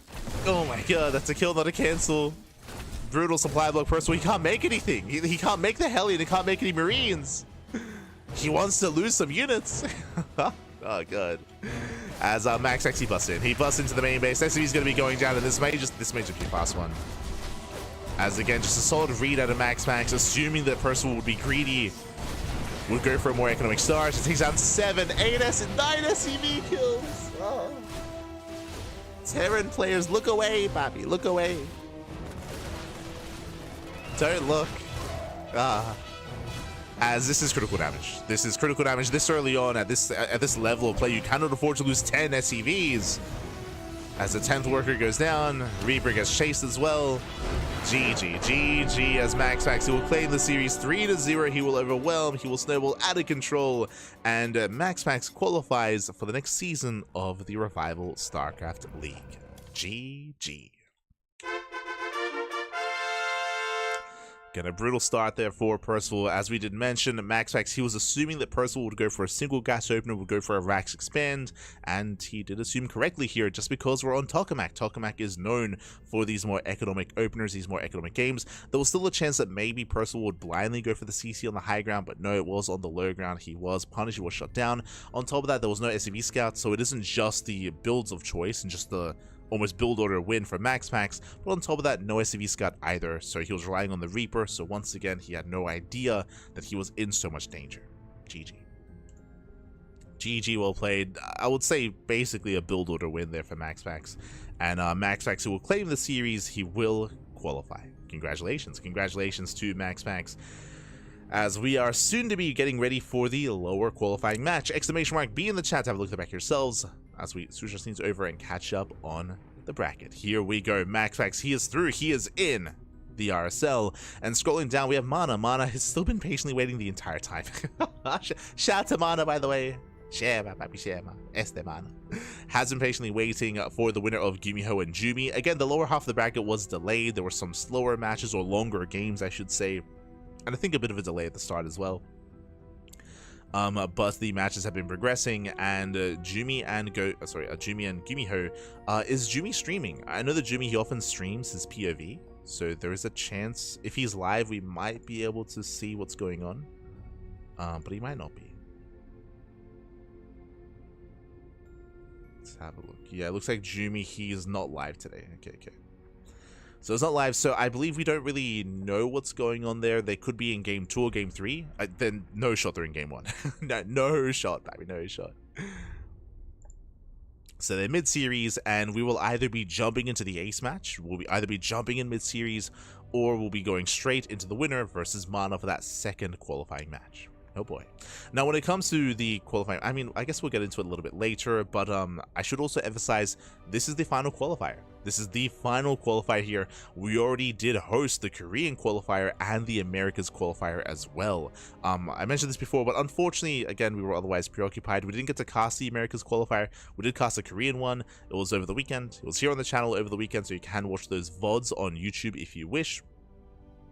But we already have our qualified players. We had Creator and Maru making it through the Korean qualifier, and we had Estrella and SOS making it through the Americas qualifier. Bearing in mind that I'm saying these regions, these are server qualifiers. That's why we have Percival, that's why we have GuMiho in the European qualifier, because they're server based, not nationality based. Also why SOS was able to make it through the Americas qualifier as well. It also means that Percival and GuMiho are playing with a ping disadvantage as they're forced to play on the European server, so that's another factor to kind of take into account. It's another obstacle to overcome, and they can still pull it off. For sure. Bearing in mind that's the format of the invited players as well. We already have invited players seeded from the previous tournaments from season 1, but there is going to be a fan vote. I believe the patrons of the RSL will be able to vote for additional invites. but if I'm not mistaken, I believe the voting is limited to players that actually played in the qualifiers. So players have to actually have signed up and played in the server qualifiers to be eligible to actually be voted on, if I'm not mistaken. I think there is like a little bit of leeway there. I think maybe the organizers have a chance to like still add someone else in, like a Cyril or a Rainer. I mean, Rainer's already invited, like a Cyril or a Clem, to those fan votes. But from my understanding, I think it's limited to those that played. And maybe Kashim can confirm. Maybe. MaNa's gonna have a tough fight regardless of who wins between Jumi and GuMiho. For sure. It's not gonna be easy. I believe in MaNa though. Like, MaNa has been looking very impressive this year. Like, we've seen MaNa take down MaxPax, we've seen him take down Clem. Like, MaNa, he has taken down the best players in the world. I would not say that he's favored against the best players in the world, but like he can spike up. Like he can spike up in skill and spike up in play. He has some really strong peaks, I think is what I'm getting at. MaNa has some really strong peaks. Question is he peaking today? That's the question. Is he peaking? GuMiho, if you will. GuMimi. No.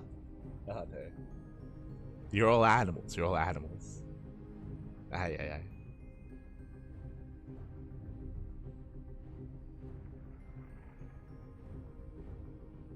I rarely see Percival GG. Percival, he has been very vocal about his disdain for the TVP matchup. He's not too fond of it. I wouldn't say it's personal by any means, but he does dislike the matchup quite a bit.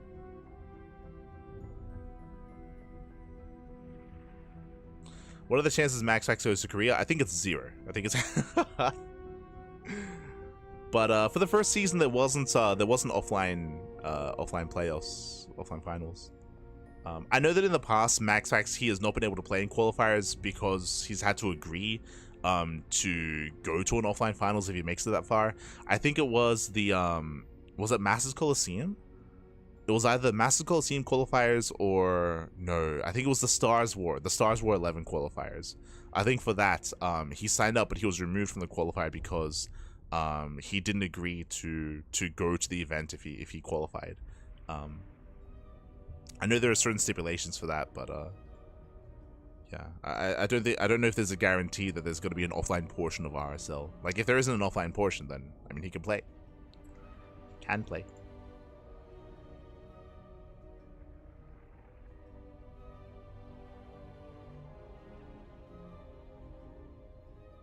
Otherwise, we're going to be going on a break. We have some downtime. Otherwise, we're going to be going on a break. When we come back, again, we'll have either the ace match of GuMiho and Jumi, or we'll have the winner against MaNa, as they just got out of game. We'll see you soon. we'll get an update. We'll see you soon in a couple of moments. Take this moment to get some snacks, get some food, get some water, drain your disruptors, massage your marines, hydrate all of your hydras, and we'll see you soon with some more StarCraft. See you soon.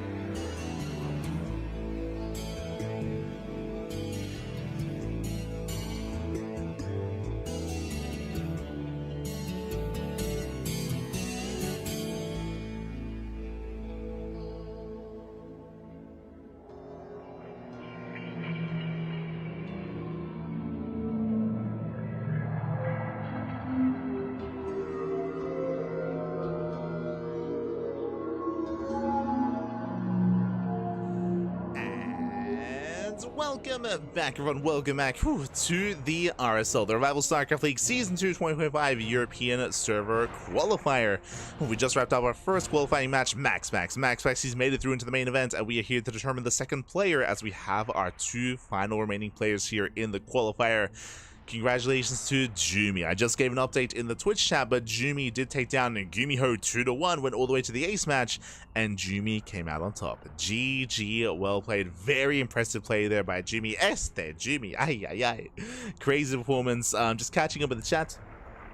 But yes, as people are mentioning, GuMiho, he has been definitely on an upswing. He's definitely been spiking in skill. He has been improving so much. Despite that, still an upset for GuMiho to take down GuMiho, but a very impressive result here. I will say that GuMiho, sorry, I almost said GuMiho, god damn it.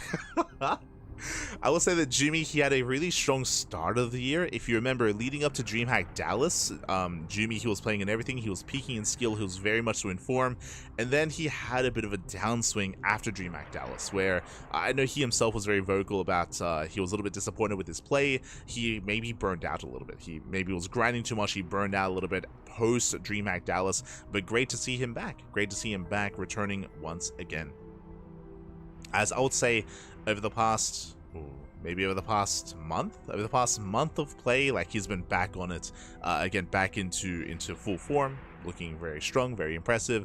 Has even been excelling in the 2v2 tournaments, in the 2v2 circuit as well.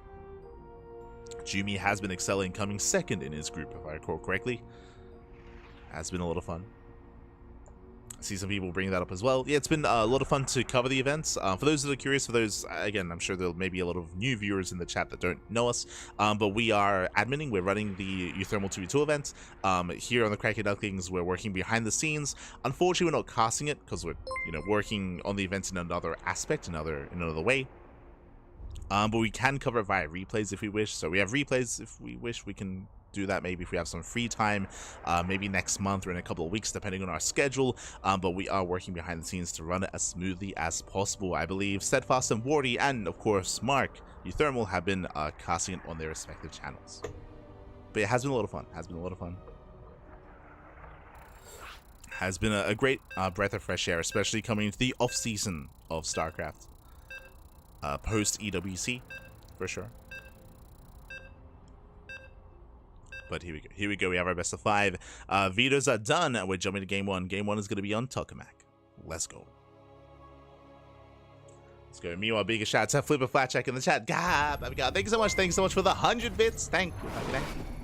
Do appreciate the support. Flapjack. Do appreciate it. We're jumping into our final series of the broadcast, and spawning in the top right-hand corner of Tokamak, we have the Polish Protoss player. We have the red Protoss representing Team Liquid. It is MaNa. And spawning in the bottom left-hand corner, we have his opponent. We have the German Protoss player. We have the blue Protoss representing Streamer Zone. It is GuMiho.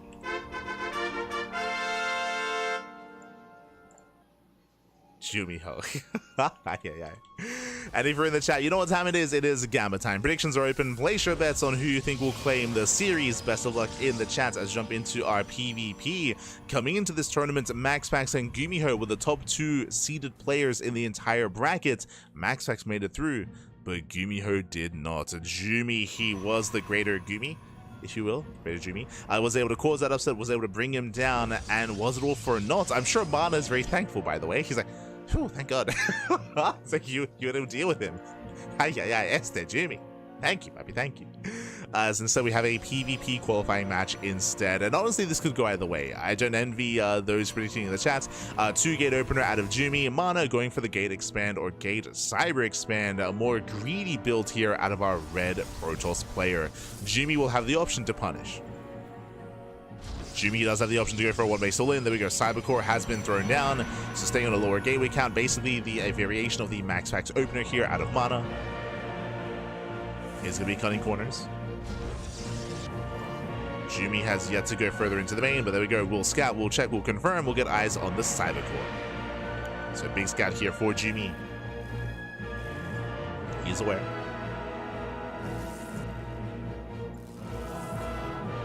Aware of what's going on. We'll keep an eye on that probe. Likewise, second pylon has been thrown down. So MaNa, he counts pylons. He does confirm that there is no proxy.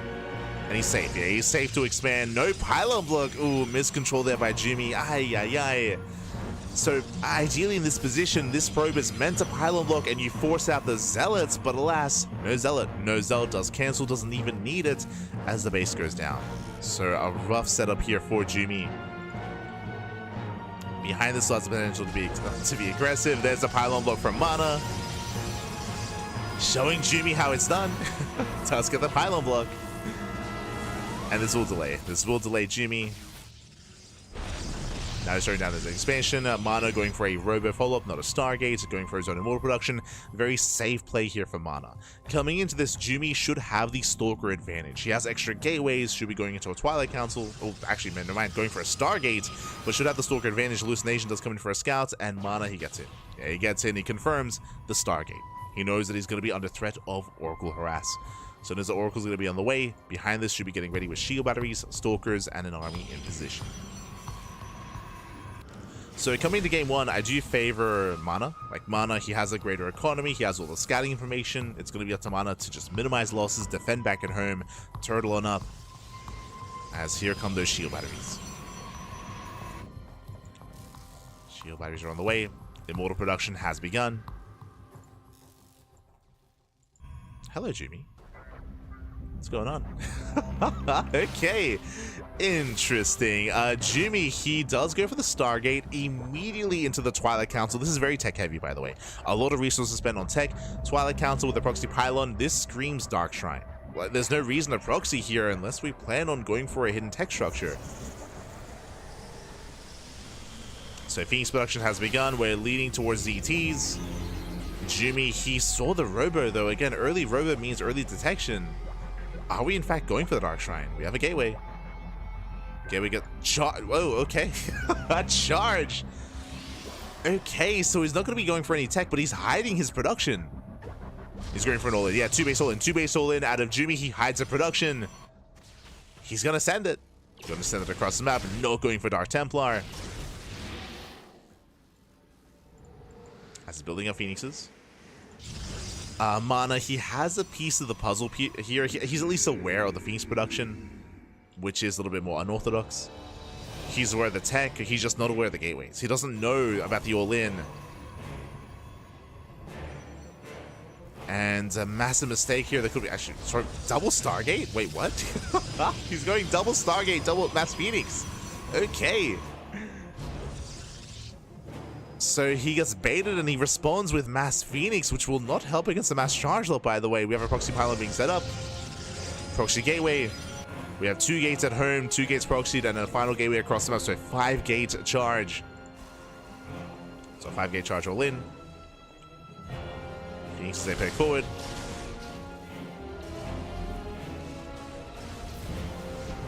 Jimmy, he scouts the second Stargate, should be feeling good. Again, the ground army is what's concerning. He does have 2 immortals, does have some force fields at least. True. Does have a couple of force fields. Army is moving out. The charge is complete. He's throwing down a 6th gateway, I believe. Yeah. Getting him to 6th gate. So 2 base 6 gate all in. No extra gases. Zelda have arrived. And MaNa, a good read here. He does wall up. Yes, he's the army. Yeah, he does wall up, Zelda trying to charge in. Nice, I mean, nice strike point. Very nice strike point. And remember, the longer this game goes on, the better it is for MaNa. MaNa just has to survive. MaNa takes out one of the Phoenixes. Behind this, Jimmy forced to expand. He didn't want to. Didn't want to expand, but the all-in has failed. Yeah, this is why the all-in has failed. You can see just a greater wall here, another gateway. MaNa, he defends beautifully. And Jimmy forced to back off. He's forced to back off. All these gateways, they were for nothing. The Zealot Warpins as well. Forced to expand, taking gases, and taking up. Taking up into Archons. No forge yet. Has to work towards those upgrades. Anti-air is quite limited currently here for Jimmy, so the Mass Phoenix from MaNa can actually excel. Moving out. It's going to be 8 pieces versus 4. The Archon is done though. Resets the Phoenix count. Nice snipes. Takes all the pieces. The Archon's being left behind. Again, not the most mobile units. Getting further into the bases. And GuMiho just getting torn apart here. Losing so many probes. It's going to be 12 probes going down. MaNa, he breaks out. Oh, locks down the army. Make sure there is no escape. Say walk away the other way. The other side. Do spill out the other side. There's still a lot of zealots here. MaNa, he has to respect it. Pulls back. He pulls back. Forced to cancel. Okay. GuMiho containing MaNa at least. Does contain. Again, GuMiho, he wants to fight out in the open. So MaNa, he's just pinned back. Ooh, there's nothing. Oh god. There's nothing to defend. Yeah, there's nothing here. Goes to the mineral line. Probe's going to be going down. Oof. And GuMiho just can't do much about it. At the same time, just warping it across the map. Building on more charge lots.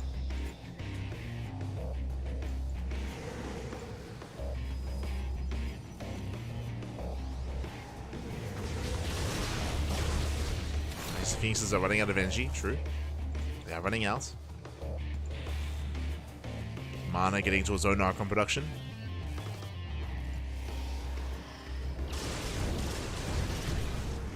GuMiho bleeds out more probes. And I'm hoping that GuMiho doesn't get impatient. Again, GuMiho should not push in. Like, should not push into the natural, but he can wait for the army to move out. But is it too late? Okay, Phoenix, as they race back, they're going for the Stalkers. Archons have arrived. The Zealots, they just melt against the Archons, and every Zealot goes down. MaNa, he breaks out. He breaks out, he overwhelms. Gets on top of the Archons. He has Massive Mortal behind this. And GuMiho's just been outscaled. GG gets called. The 2-base all-in fails, and MaNa, he will survive. He will defend. He will take game number 1. GG. Again, a really cheeky build out of GuMiho to go for the hidden gateways. I did appreciate that, but MaNa, he was able to get his observer across the map. Sorry, not observer. He was able to get the hallucination across the map. He did recognize what was going on. He fully walled up the natural, and he defended. He defended quite nicely.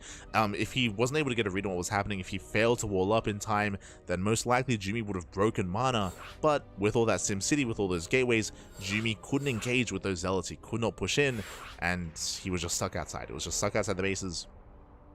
The mass Phoenix response from MaNa worked beautifully when it came to counterattacking, shutting down the Phoenixes, and getting economic damage done across the map.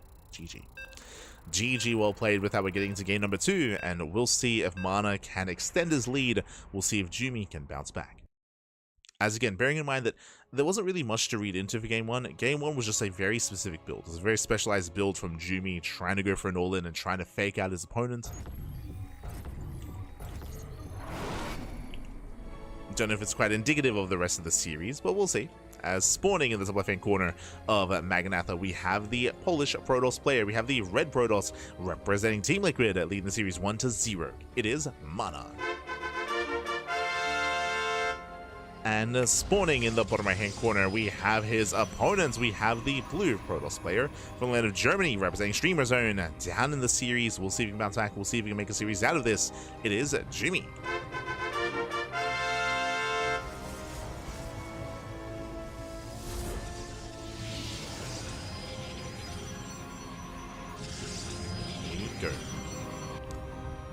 Now again, MaNa did go for a more greedy build last game, going for a Gate Cyber Expand. GuMiho, it took him a little bit longer to scout to realize what was going on, so he wasn't able to punish early on. We'll see if that changes here. As probes are moving out.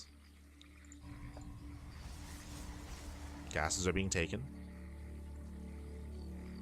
2-gate opener out of GuMiho. Once again, we have a greedier build here by MaNa.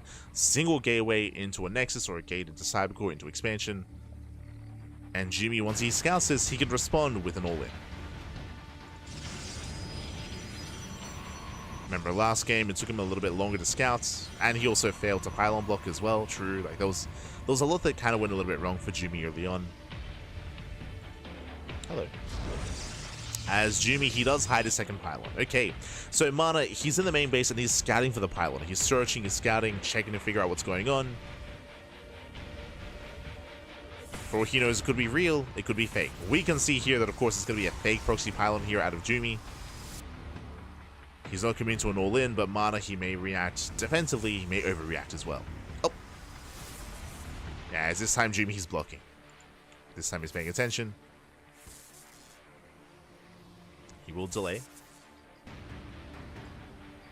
MaNa throwing down a Stargate. So Stargate before Nexus, just because he cannot throw one down. Ooh, as he does get the Nexus. No pylon block. Jumi's he does proxy, by the way.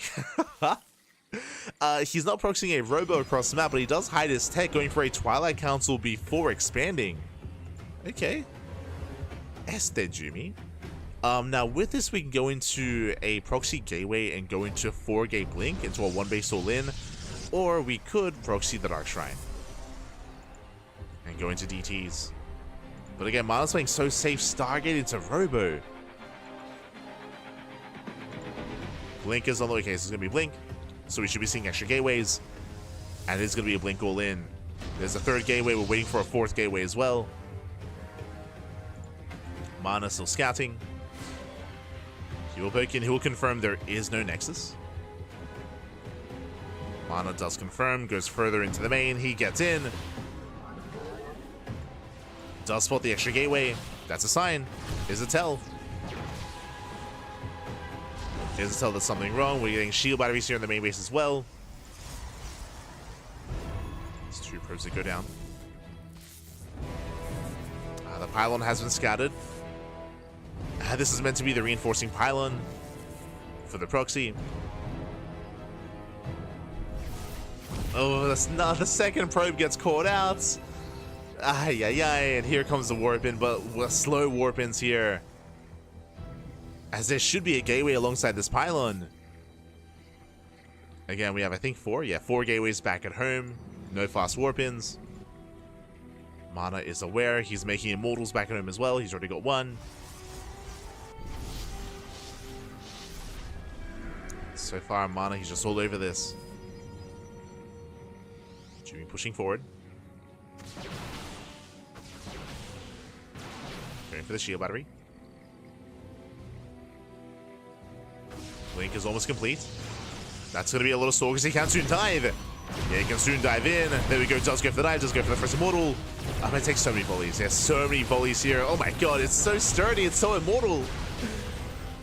Down to 1. That was how many? That was 3 stalkers going down. But he takes over the natural. And remember, Jumi's 1-base all-in. Remember, he's 1-base all-in, so MaNa, he doesn't have to fight for the natural. He doesn't have to. You could argue that was a bit of a mistake from MaNa, overextending. Trying to save his natural base. Whereas he could just give it up and focus on the main. Oh, nice save. Yeah, very nice save. Oh my god. Very nice save here, does juggle back. Oh, but the prison does go down. The boys are being pulled, but they're a little bit late. And Jumi, he can still pull this off.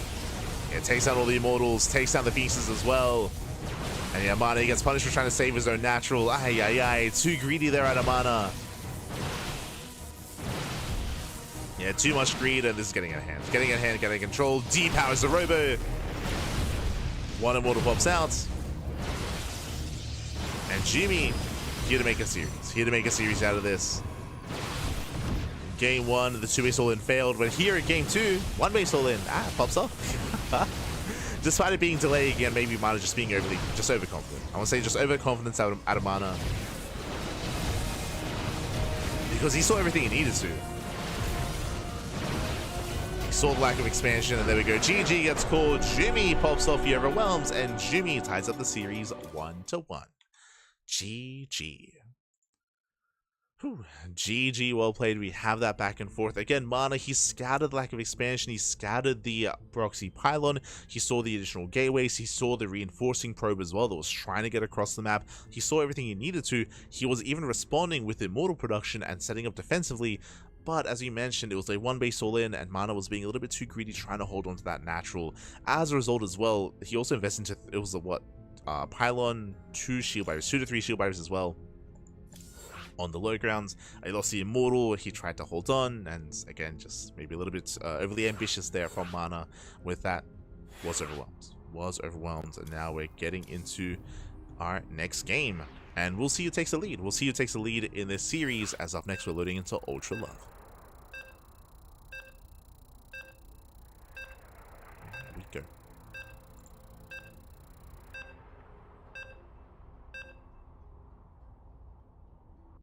Loading into Ultra Love. A smaller map in the map pool, but we do have a ramp coming into the natural. There's a lot to get into here, but Ultra Love is a very unique map, specifically for PvPs. Let's go. As we could be getting into Phoenix Wars, but we'll get into it. As spawning in the top right hand corner of Ultra Love, we have our Polish Protoss player. We have the red Protoss representing Team Liquid, being forced into a tied series. We'll see if we can take a lead. We'll see if we can bring it back. It is MaNa. And spawning in the bottom left hand corner, we have his opponents. We have the blue Protoss player, the German Protoss representing Streamer Zone. It is GuMiho.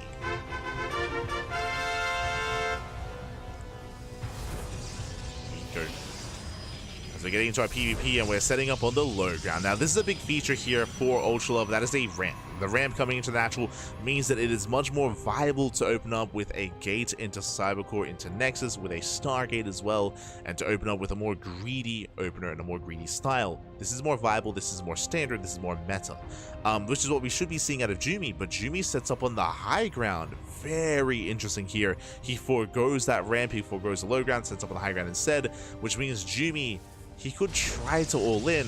The problem though is that the natural is so much more defendable. Because of the ramp, because of the high ground, it is so much easier to defend against one-base all-ins, which is why it is considered normal to go for a more greedy build. As we have our 2-gate opener out of GuMiho.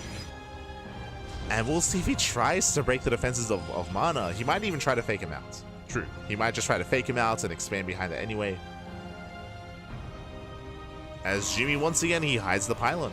Yeah, once again, he hides the pylon, so it does look like he's trying to fake out his opponent. I say that, last game, he actually made use of the pylon, and he did proxy the Twilight Council, true. But I can't imagine he'll go for the same build 2 games in a row. There's a pylon block. Does force out the Zealots. Ooh, but the Nexus is going to be placed. And MaNa does expand. Does barely expand in time. So MaNa gets in.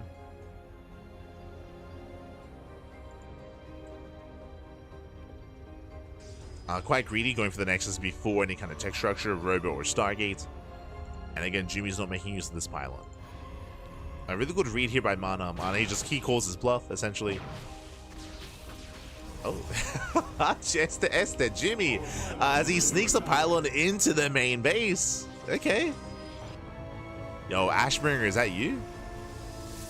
I can't remember. It's either Ashbringer or Exo Striker, one of the two that would often do this in PvP. I say often, would always do this in PvP. Robo open out of MaNa. Pylon is done, which means we can warp into depth straight into the main. Once warp gate is done. As MaNa finds the fake pylon. I mean, it's real, but the fake proxy. This warp gate is still on the way. GuMiho holding his breath.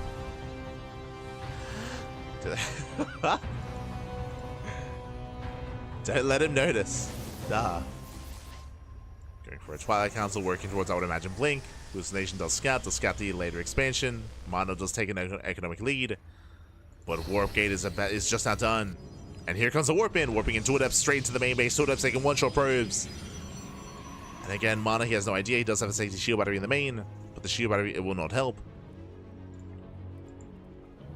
This is when are we greedy enough to wait for another Warp In? No shot. Are we waiting? Okay. It's going in. Does head into the main. Nice mining time. Gets a couple of probe kills. Gets a nice all mining. MaNa out of position. Forced back into the natural. Nice force field. Nice force field. Does force a recall. No major losses. MaNa, calm down. Okay. Losing one probe. Did lose a lot of mining time, to be fair. Even for a moment there was zero mining going on. But he finds a pylon, and this could have been so much worse. Este MaNa. Okay. Again, just a really fast reaction. Very clean defense. MaNa's moving out.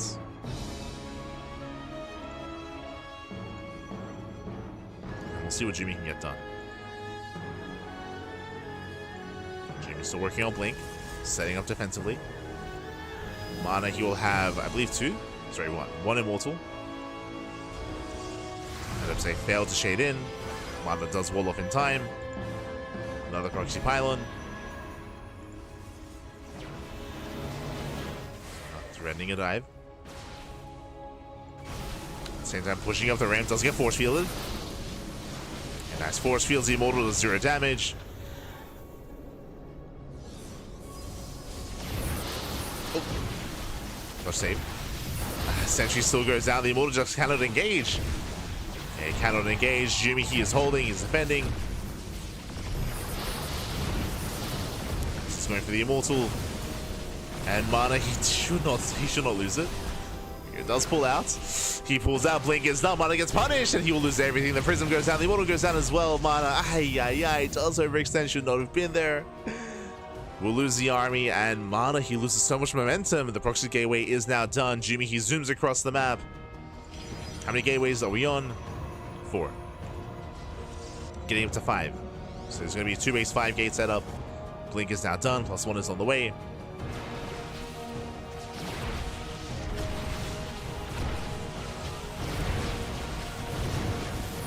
He's going for a nice force field. Locks down one of the Immortals. We'll target it down. We'll get an Immortal. There's one Immortal left. Likewise, moving forward.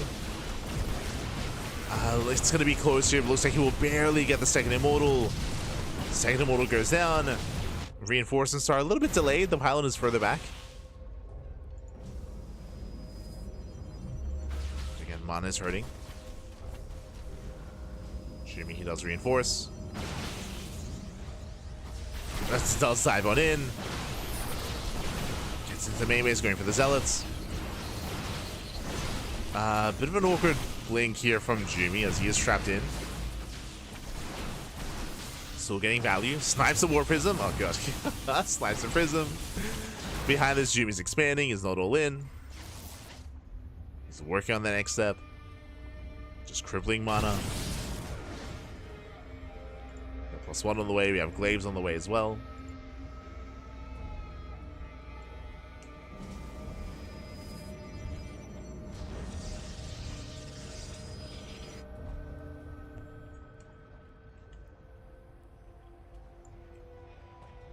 As charge is done.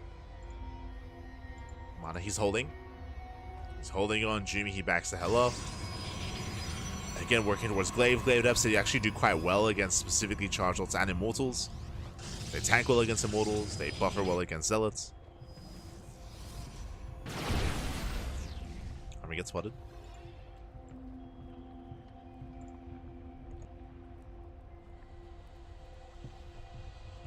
I believe the Templar Archives is done for MaNa. So he can warp in Archons.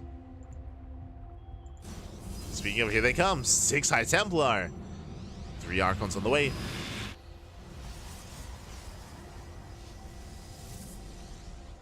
We'll see if GuMiho can hold on. Okay, that's a lot of Archons. Trying to come in from behind. Going for the Archon. Not quite the Prism. And chasing MaNa down, engaging at a time. At the same time, Zealots do hit the mineral line. Out their defenses. Yeah, their defense is back at home. GuMiho, he holds, he can focus on the push. He gets one of the Archons. And MaNa, he's running out of steam. He's running out of steam. Losing an Archon is brutal. The Zealot Rambai did no damage. MaNa, he's still on 2 bases, still has not expanded. And the longer this goes on, the better it is for GuMiho. Oh. Does come to the shade.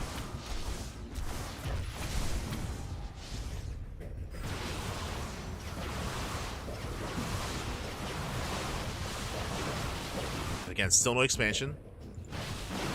Still no base. GuMiho now getting to charge.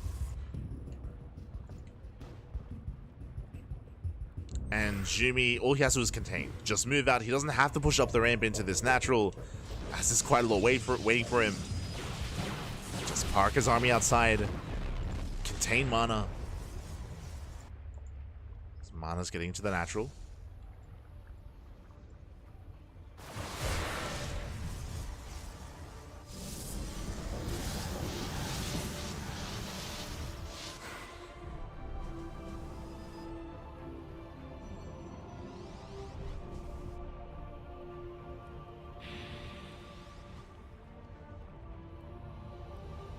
MaNa's deflected. Oh, GuMiho getting caught out himself a little bit here. Has to back off. Has to respect those zealots. GuMiho has to pull away. Building up back at home. MaNa, he's all in. At this point, he's completely all in. It's all or nothing for MaNa. +2 may not factor in. It's being chronoed as we speak. MaNa, he has 3 immortals. It's 5 archons. Again, the back of the army is solid. But GuMiho kites back to the shield batteries. Tops up his army. MaNa peeling off into the natural. Sends in a couple of zealots. GuMiho having a hard time engaging. Zealots pushing into the natural base. They're breaking through. Yeah, gets into the middle line, getting on top of the robo. Gets up the ramp as well. Yeah, MaNa, he outpositions GuMiho. Takes over the ramp.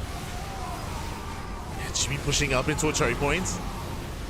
Yeah, the best fight that MaNa could hope for. Takes down the middle line. 22 probes going to be going down. Takes down the robo as well. Yeah, and a really awkward engage here from GuMiho. Yeah, he cannot push up this. Yeah, the Immortals just go to town on those Stalkers. And MaNa, despite things looking dire here, he takes over the natural, pushes into the main base. The natural base is going to go down, and again, GuMiho, he's just stuck. He's stuck outside. As you mentioned, just completely out of position. GuMiho pushing up into his own main. Ay, ay, ay. Depowers the gateways. And MaNa, he pops off. He pops off. GuMiho slowly breaking through. We're wasting some DPS here on the gateways. There we go. Zealots turn back around. They get on top of the Stalkers. And MaNa, he's done it. MaNa, he has done it. He takes over again. GuMiho, he had the bases, he had the economy, he had the army, but GG, and MaNa, he will take the game and take a lead in the series 2-1. GG. MaNa. Again, GuMiho, he was out of position. He was unable to catch the army ahead of time to slow it down. Likewise, his army was stuck and pinned at his third, and there was an opening right into the natural. There was an opening, and MaNa, he just walked up the ramp, which means he had the greater concave. The choke point was in MaNa's favor. GuMiho was stuck on the low ground, pushing up the ramp into his own natural base, and MaNa took the best fight he could have, the best fight possible there. It's crazy. GG. GG, well played. With that, MaNa does take the game, and now we're getting into game number 4, and we'll see if MaNa can close it out here and now and qualify, or if GuMiho can force the ace match. Let's go. Here we go.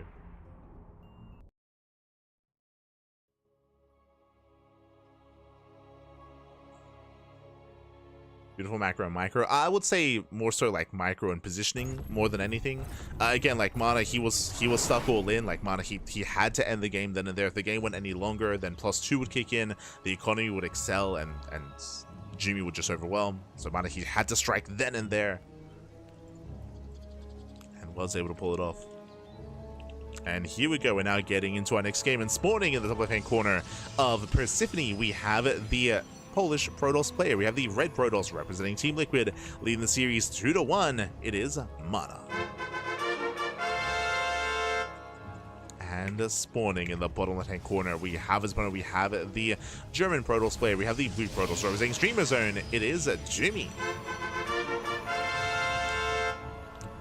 we go. And again, GuMiho, he played the previous game so well. He was ahead. He was ahead in economy, ahead in bases, ahead when it came to the size of the army as well. He was down when it came to, I guess, the quality, when it came to the Immortals, when it came to the Archons. Like, that definitely was in favor of MaNa. But you could see the frustrations out of GuMiho in that last game, just because he knew that he was ahead. He knew that he was in a better position. And slipped away. The 1G, papi, the 1G. Jimmy. We'll see if he can tighten up. Again, regardless of how this goes, I'd love to see an ace match. Give us the game 5.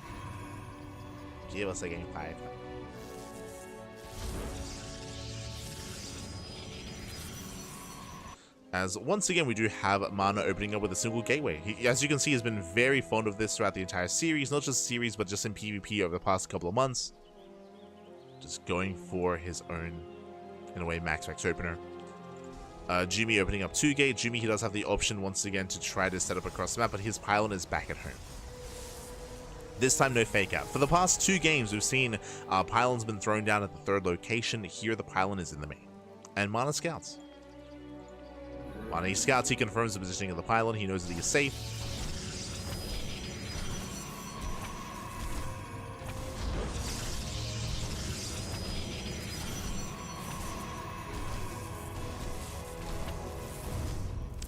He is safe.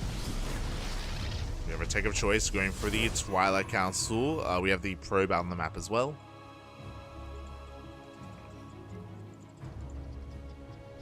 My eyes are on this probe. We can still throw this into a delayed 1-base all-in with the proxy 3rd pylon instead. So we have 2 pylons back at home, and we're setting up, for the 3rd pylon. So this is going to hit, oh, actually, never mind. Does expand. Okay. Does expand, does take a 3rd. The probe is still being active. Pylon is being thrown down, but GuMiho does have the expansion. Now, I do know that there is a build where GuMiho goes for a fake natural. So my eyes are still on GuMiho.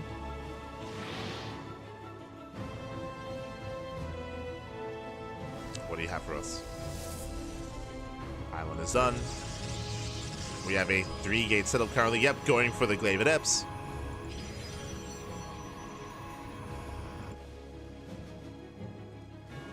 And going for the 4th gate. So this should be 4-gate Glaives out of GuMiho.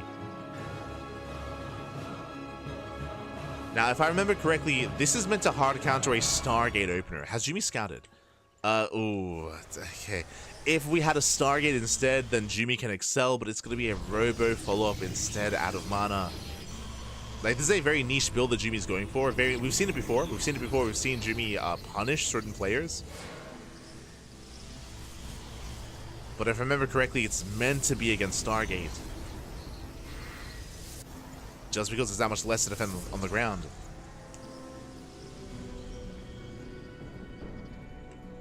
Here we go. GuMiho does rally across the map. Prism into the main. Going mass. He's going for the force fields. Let's go. The mass sentry drop. That's 4 sentries. Now from here, I believe he should be going into the main base. And what he does is he force fields the probes and he traps them into the main. Does lock him in. There we go. Oh no. Oh, does lock down a couple of probes. Some of them do get away. That's still going to be 3, 4, 5, 6. Oh god, he does line at the mineral line. At the same time, they do bust in. If they get across the map, we have defensive adepts. Yeah, 7 probe kills here with the sentries. Once again, locks them in. Locks down the probes.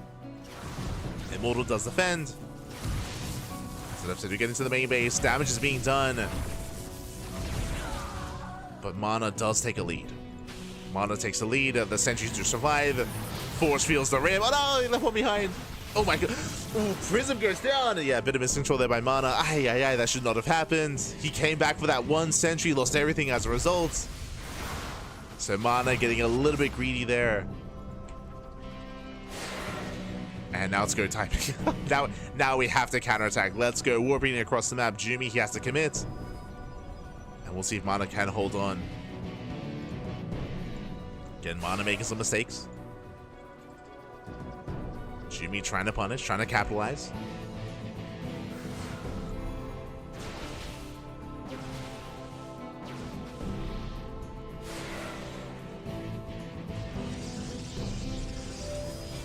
As again, trying to dive on this army, it's not going to work out. Does go for the mineral line. Focusing down the shield battery, okay. Does extend the battery. Gets a couple of workers. Battery goes down.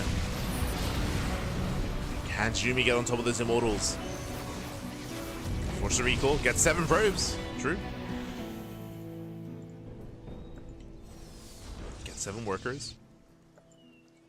GuMi, as it was recalling, you saw the Prism. Prism is moving out, so GuMi he responds. So that's still a lot of adepts. Bearing in mind there's no blink, so the anti-air here is quite limited for GuMi, which is why the Prism should not be going down. Going for the pylon.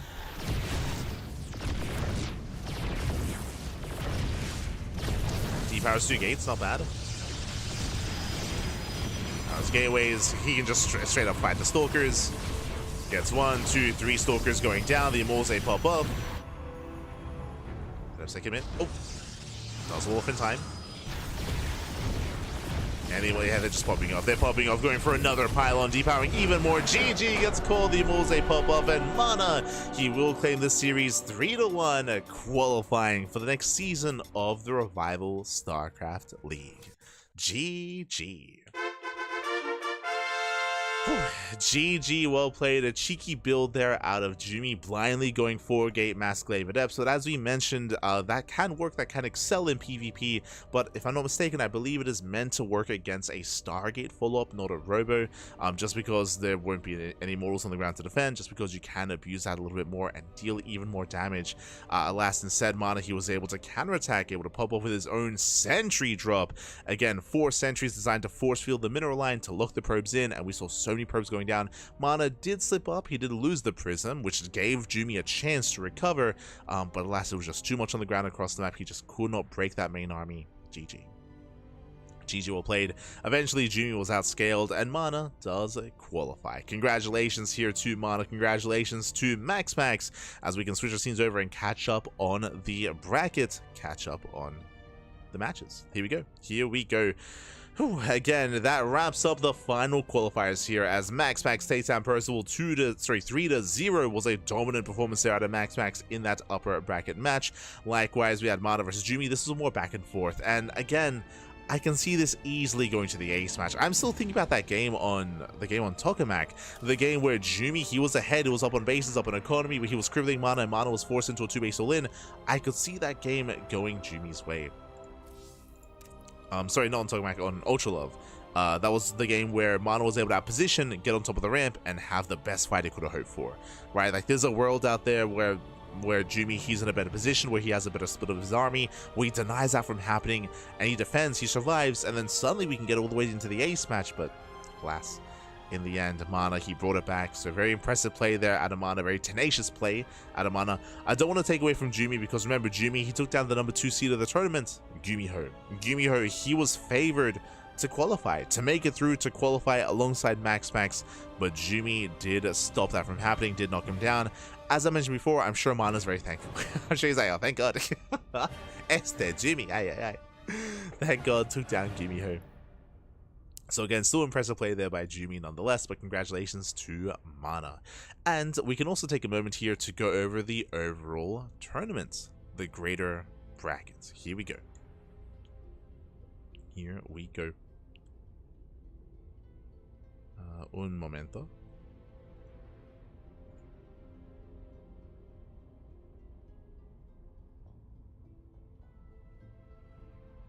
As I have to set up the scene.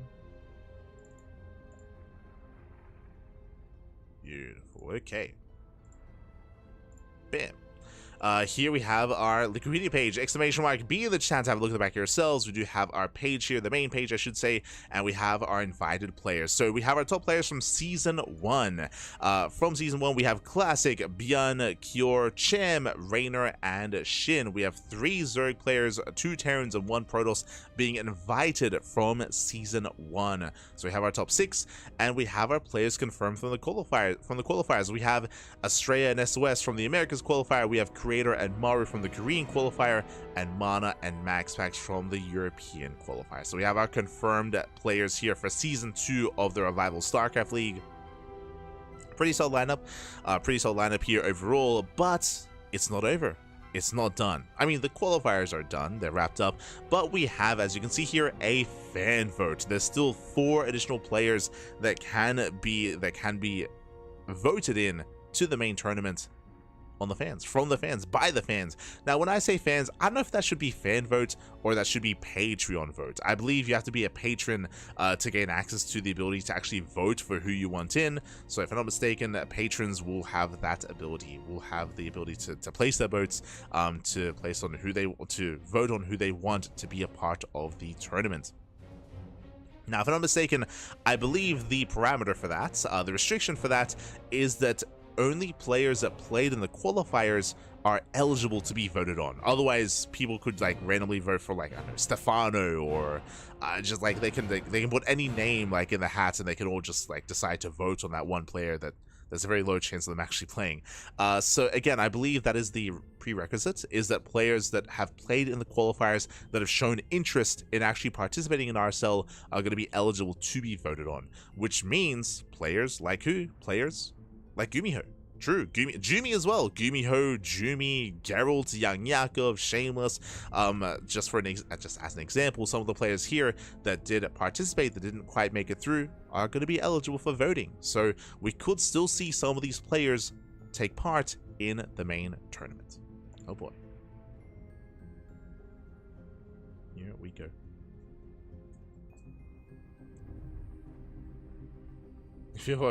I think there's a higher I was gonna say there's a high chance that we're gonna get a Zerg player voted in, but the problem is that Zerg player has to have played, right? Like, out of the Zerg players, we had Hatsu, Yakov. True, we had Yakov in this tournament, in this bracket. I think that's it. I think we had Hatsu and Yakov. So I think we only had 2 Zerg players here. Double checking. Let's see. You know what? Let's just have a look together at the qualifiers. Hold on. Let's have a look here. So here we had the Americas qualifier. Bam. Here we had the Americas qualifier. Here we had GuMiho. Hey, GuMiho once again. I hope that GuMiho's voted in. Like, GuMiho, he played in the European qual. Like, right now, it is, fun fact, it is almost 6 a.m. by the way. it's almost 6 a.m. in the morning here in Australia, which means it's around 5 a.m. for GuMiho. So for GuMiho to stay up, to play in this qualifier, and Percival as well, is crazy. So mad respect to both GuMiho and Percival for staying up and going full degen. Am I giving them too much credit? Are they just always full degen? Are they just playing until like 7, 8 a.m. in the morning anyway? Possible, but regardless, really cool to see GuMiho playing tonight. This was the Americas qualifier. So here we had GuMiho, here we had Nice, we had Mute, we had Creator, true, but Creator, he already made it in. So not too many notables in the Americas qualifier. Let's head on over to the Korean qualifier here. Let's have a look. So the Korean qualifier was featuring Korean qualifier. We had Maru qualifying, we had Creator qualifying. Here we have Nightmare. Here we have a little bit more variety, in a sense. We have Nightmare, we have Ryung, we have Zaun. True, Percival, he popped off against Zaun, taking him down 2-0. This is another player where, hey, Percival, he took down Zaun. Percival, he went up against MaxPax. You know, also worthy of a vote for sure. But Zaun, he'd also be eligible. We have Lancer, aka Cyan. We have Ryung, of course. We have Lemon. True. Get some Lemon in there. I think we had Rex. No, yeah, Rex didn't play. Rex, he forfeited, if I remember correctly. So Rex didn't play. So we have a couple of players here. We have a couple of players that we can, of course, consider. I don't see any big Zerg players outside of... I think Young Yakov is maybe the highest rated Zerg player that'll be eligible for a fan vote. So I feel like if we want another Zerg player, it'd probably be Young Yakov. Otherwise, Protoss and Terran representation. Again, like I'm hoping that maybe GuMiho I'm sure GuMiho would. Like GuMiho, he's got a lot of fans. He's got a lot of fans out there, so I'm sure they'd get behind GuMiho. Zaun is maybe another big pick that would make it through the fan votes. Nightmare would be a lot of fun. Percival would be a lot of fun. So best of luck. Best of luck to all the players. No hero. Unfortunately, we are missing some key players compared to the previous season. No Clem, for example. But if you know anything about what's happening currently in StarCraft, you know that Clem, he's on vacation. Clem is in Croatia. Clem, he had to forfeit his slot in the Euthermal tournament in the Euthermal 2v2 circuit because he is currently taking a break after EWC. He doesn't have access to a PC to play StarCraft. So Clem is on vacation. I'm sure some of the other top players are also on vacation as well after EWC, where they're taking some time off. So there are some players that are missing. Maru's not, like Maru's there for sure. But I'm thinking of Cyril, I'm thinking of I'm thinking of Clem. Those are the two that come to mind. Raynor, he will be a part of the tournament. He was invited in. But I'm thinking of Clem and Cyril at least. And I guess Hero as well. And also, did I miss it? Classic's in, right? Let's see. I'm pretty sure Classic got invited, right? Into the main events. I already forgot which players I named earlier. Yeah, Classic's in. So I believe Hero also... Yeah, Hero, he's also kind of like taking a bit of a step back and taking a break. As Classic was invited due to his performance in Season 1. So yeah, with that, we're wrapping up. With that, we're going to be wrapping up here for the time being. Again, keep your eyes open for the fan votes for who does make it through and who does get invited in. Again, my predictions for the fan votes are probably GuMiho. I feel like GuMiho is the sure thing. GuMiho, maybe Jimmy. I think there's a lot of hype around Jimmy. I think Jimmy's gotten enough attention recently that where maybe they do go for him. Zaun, I feel like Zaun's probably going to be voted on. Zaun, GuMiho, maybe Jimmy, and then my hope is Young Yakov, but we'll see. that's what I'm placing for the time being. But best of luck to all those that do participate in the voting. Best of luck. Otherwise, we are going to be wrapping up. Yeah, thank you so much for watching. Again, it is very, very, very early in the morning here, and question is, do I stay up or do I go to bed? Is the question, because, man, we have our weekly schedule. We just wrapped up with our Wednesday morning broadcast. You can see it began at 2 a.m. KST, and our next broadcast on Wednesday, hold on, I'll clean this up a little bit. Let's see. Bam. Our next broadcast is going to be Pegasus Cup. That's going to be at 9 a.m. KST. That's going to be 10 a.m. AEST. That's going to be in 4 hours. In 4 hours time.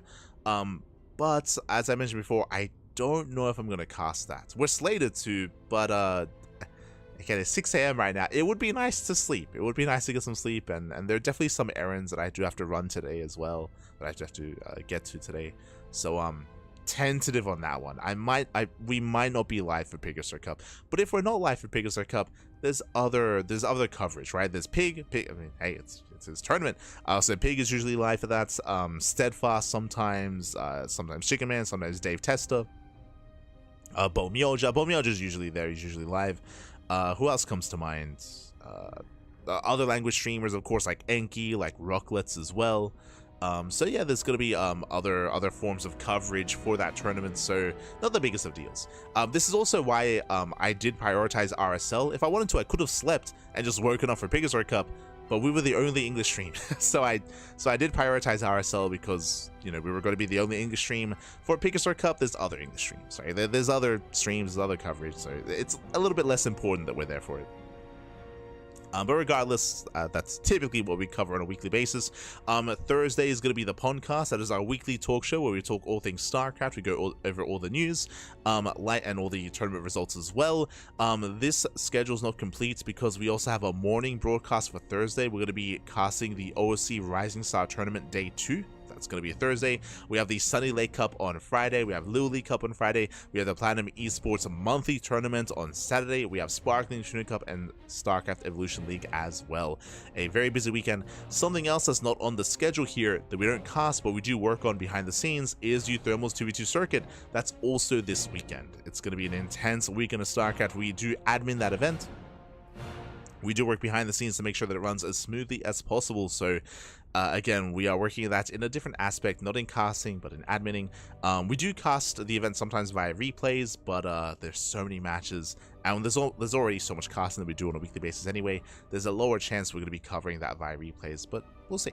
We'll see what happens. We'll see if we do find time to cover those replays. Otherwise, so much StarCraft going on, so much that we can't even fit everything into our schedule, and there's so much more as well with the Wardy TV Summer Championship, with RSL right around the corner as well. A lot of StarCraft as always, and of course with the French tournament, right? There was the French tournament, Maestros de StarCraft, that was announced not too long ago. That's going to be a big offline event happening in France.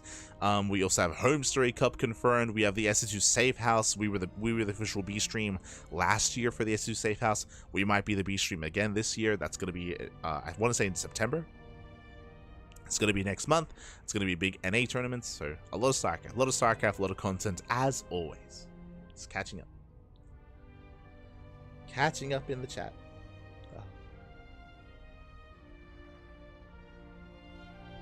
GuMiho has my yeah, GuMiho, he's a lot of fun. He's a lot of fun to cast. A lot of fun to watch for sure.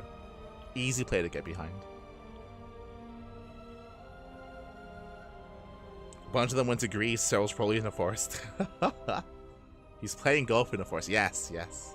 The Zen. Do you know where the vote will happen? The Patreon. I believe the Patreon for RSL. Get some feedback. I'll get some sleep. Thanks for what you do for us lurkers. Thank you. I appreciate the support. Appreciate the kind words. But yes, with that, we're going to be wrapping up. So thank you so much. Thank you so much for watching. Thanks so much. Again, we are live on a daily basis, sometimes multiple times a day. We cast more StarCraft than any other channel out there, as we've only taken 4 days off the entire year. Only 4 days off from casting, and all of those days off were forced. Like, there was one day where I had no internet, I had no electricity, so specifically no internet, so I couldn't cast. There was another day, I took Christmas Day off. Not Christmas Eve, not New Year's, but I took Christmas Day off. I remember that. Another day recently, I had to take our pets to the vets, so I took a day off for that. Like another day off that was forced or something. So again, we've had 4 days off this year. Outside of that, non-stop StarCraft. So we'll see you guys next time. If you enjoy the content, if you see something that you like here, and if you can't watch it live, maybe it's at a really bad time slot for you, like the Tuna Cup or StarCraft Evolution or the Platinum Heroes monthly tournament or the Wardy TV Monday or RSL, then check us out over on YouTube. !socials in the chat. We do upload on YouTube on a daily basis, so all of our content, all the VODs are on YouTube. Likewise, we have a Twitter, we have Instagram, we have Facebook, we have TikTok, we have Blue Sky, Mastodon, we have Kick as well, where we're all over the place, all things CranKy Ducklings, so you can follow us there. Otherwise, thank you. Another quick thing that I will mention, quick plug, is our Patreon. You can see we currently earn just under 500 USD on Patreon. 100% of the money goes towards our tournaments. For those that are tuning in for the first time, we do host our own tournaments, and we do run our own weekly tournaments on a regular basis every Sunday. So we have the Wardy TV Mondays on Monday, we have the Pegasus Cup on Wednesday, and we have the Sparkling Tuna Cup on Sunday. We are one of the regular weekly tournaments for the scene, and we are funded by the people for the people. So thank you so much to all the supporters on Patreon. 100% of the money goes towards our tournaments, goes towards the prize pool, goes towards the players. We don't take any of that, not yet. Our next goal after this one would be at 550 USD. That's when we can finally start paying admins and casters, but that's a bit of a later goal, later stretch goal for that. For now, it's all towards the prize pool. So if you want to support us, you can do so via Patreon. Otherwise, thank you so much. Thank you so much. We'll see you guys next time. Again, Pegasus Cup is going to be in 4 hours time. We might not be live for that. If not, check out some of the other streams. Check out Steadfast, check out Pig, check out Dave Testa, Chicken Man, all the other guys. All the other community casters, they should be covering that event if we aren't. So there you go. Do have that later on in 4 hours. Otherwise, thanks for watching, and we'll see you guys next time. Until then, ciao, bye, ciao, hasta luego. See you next time.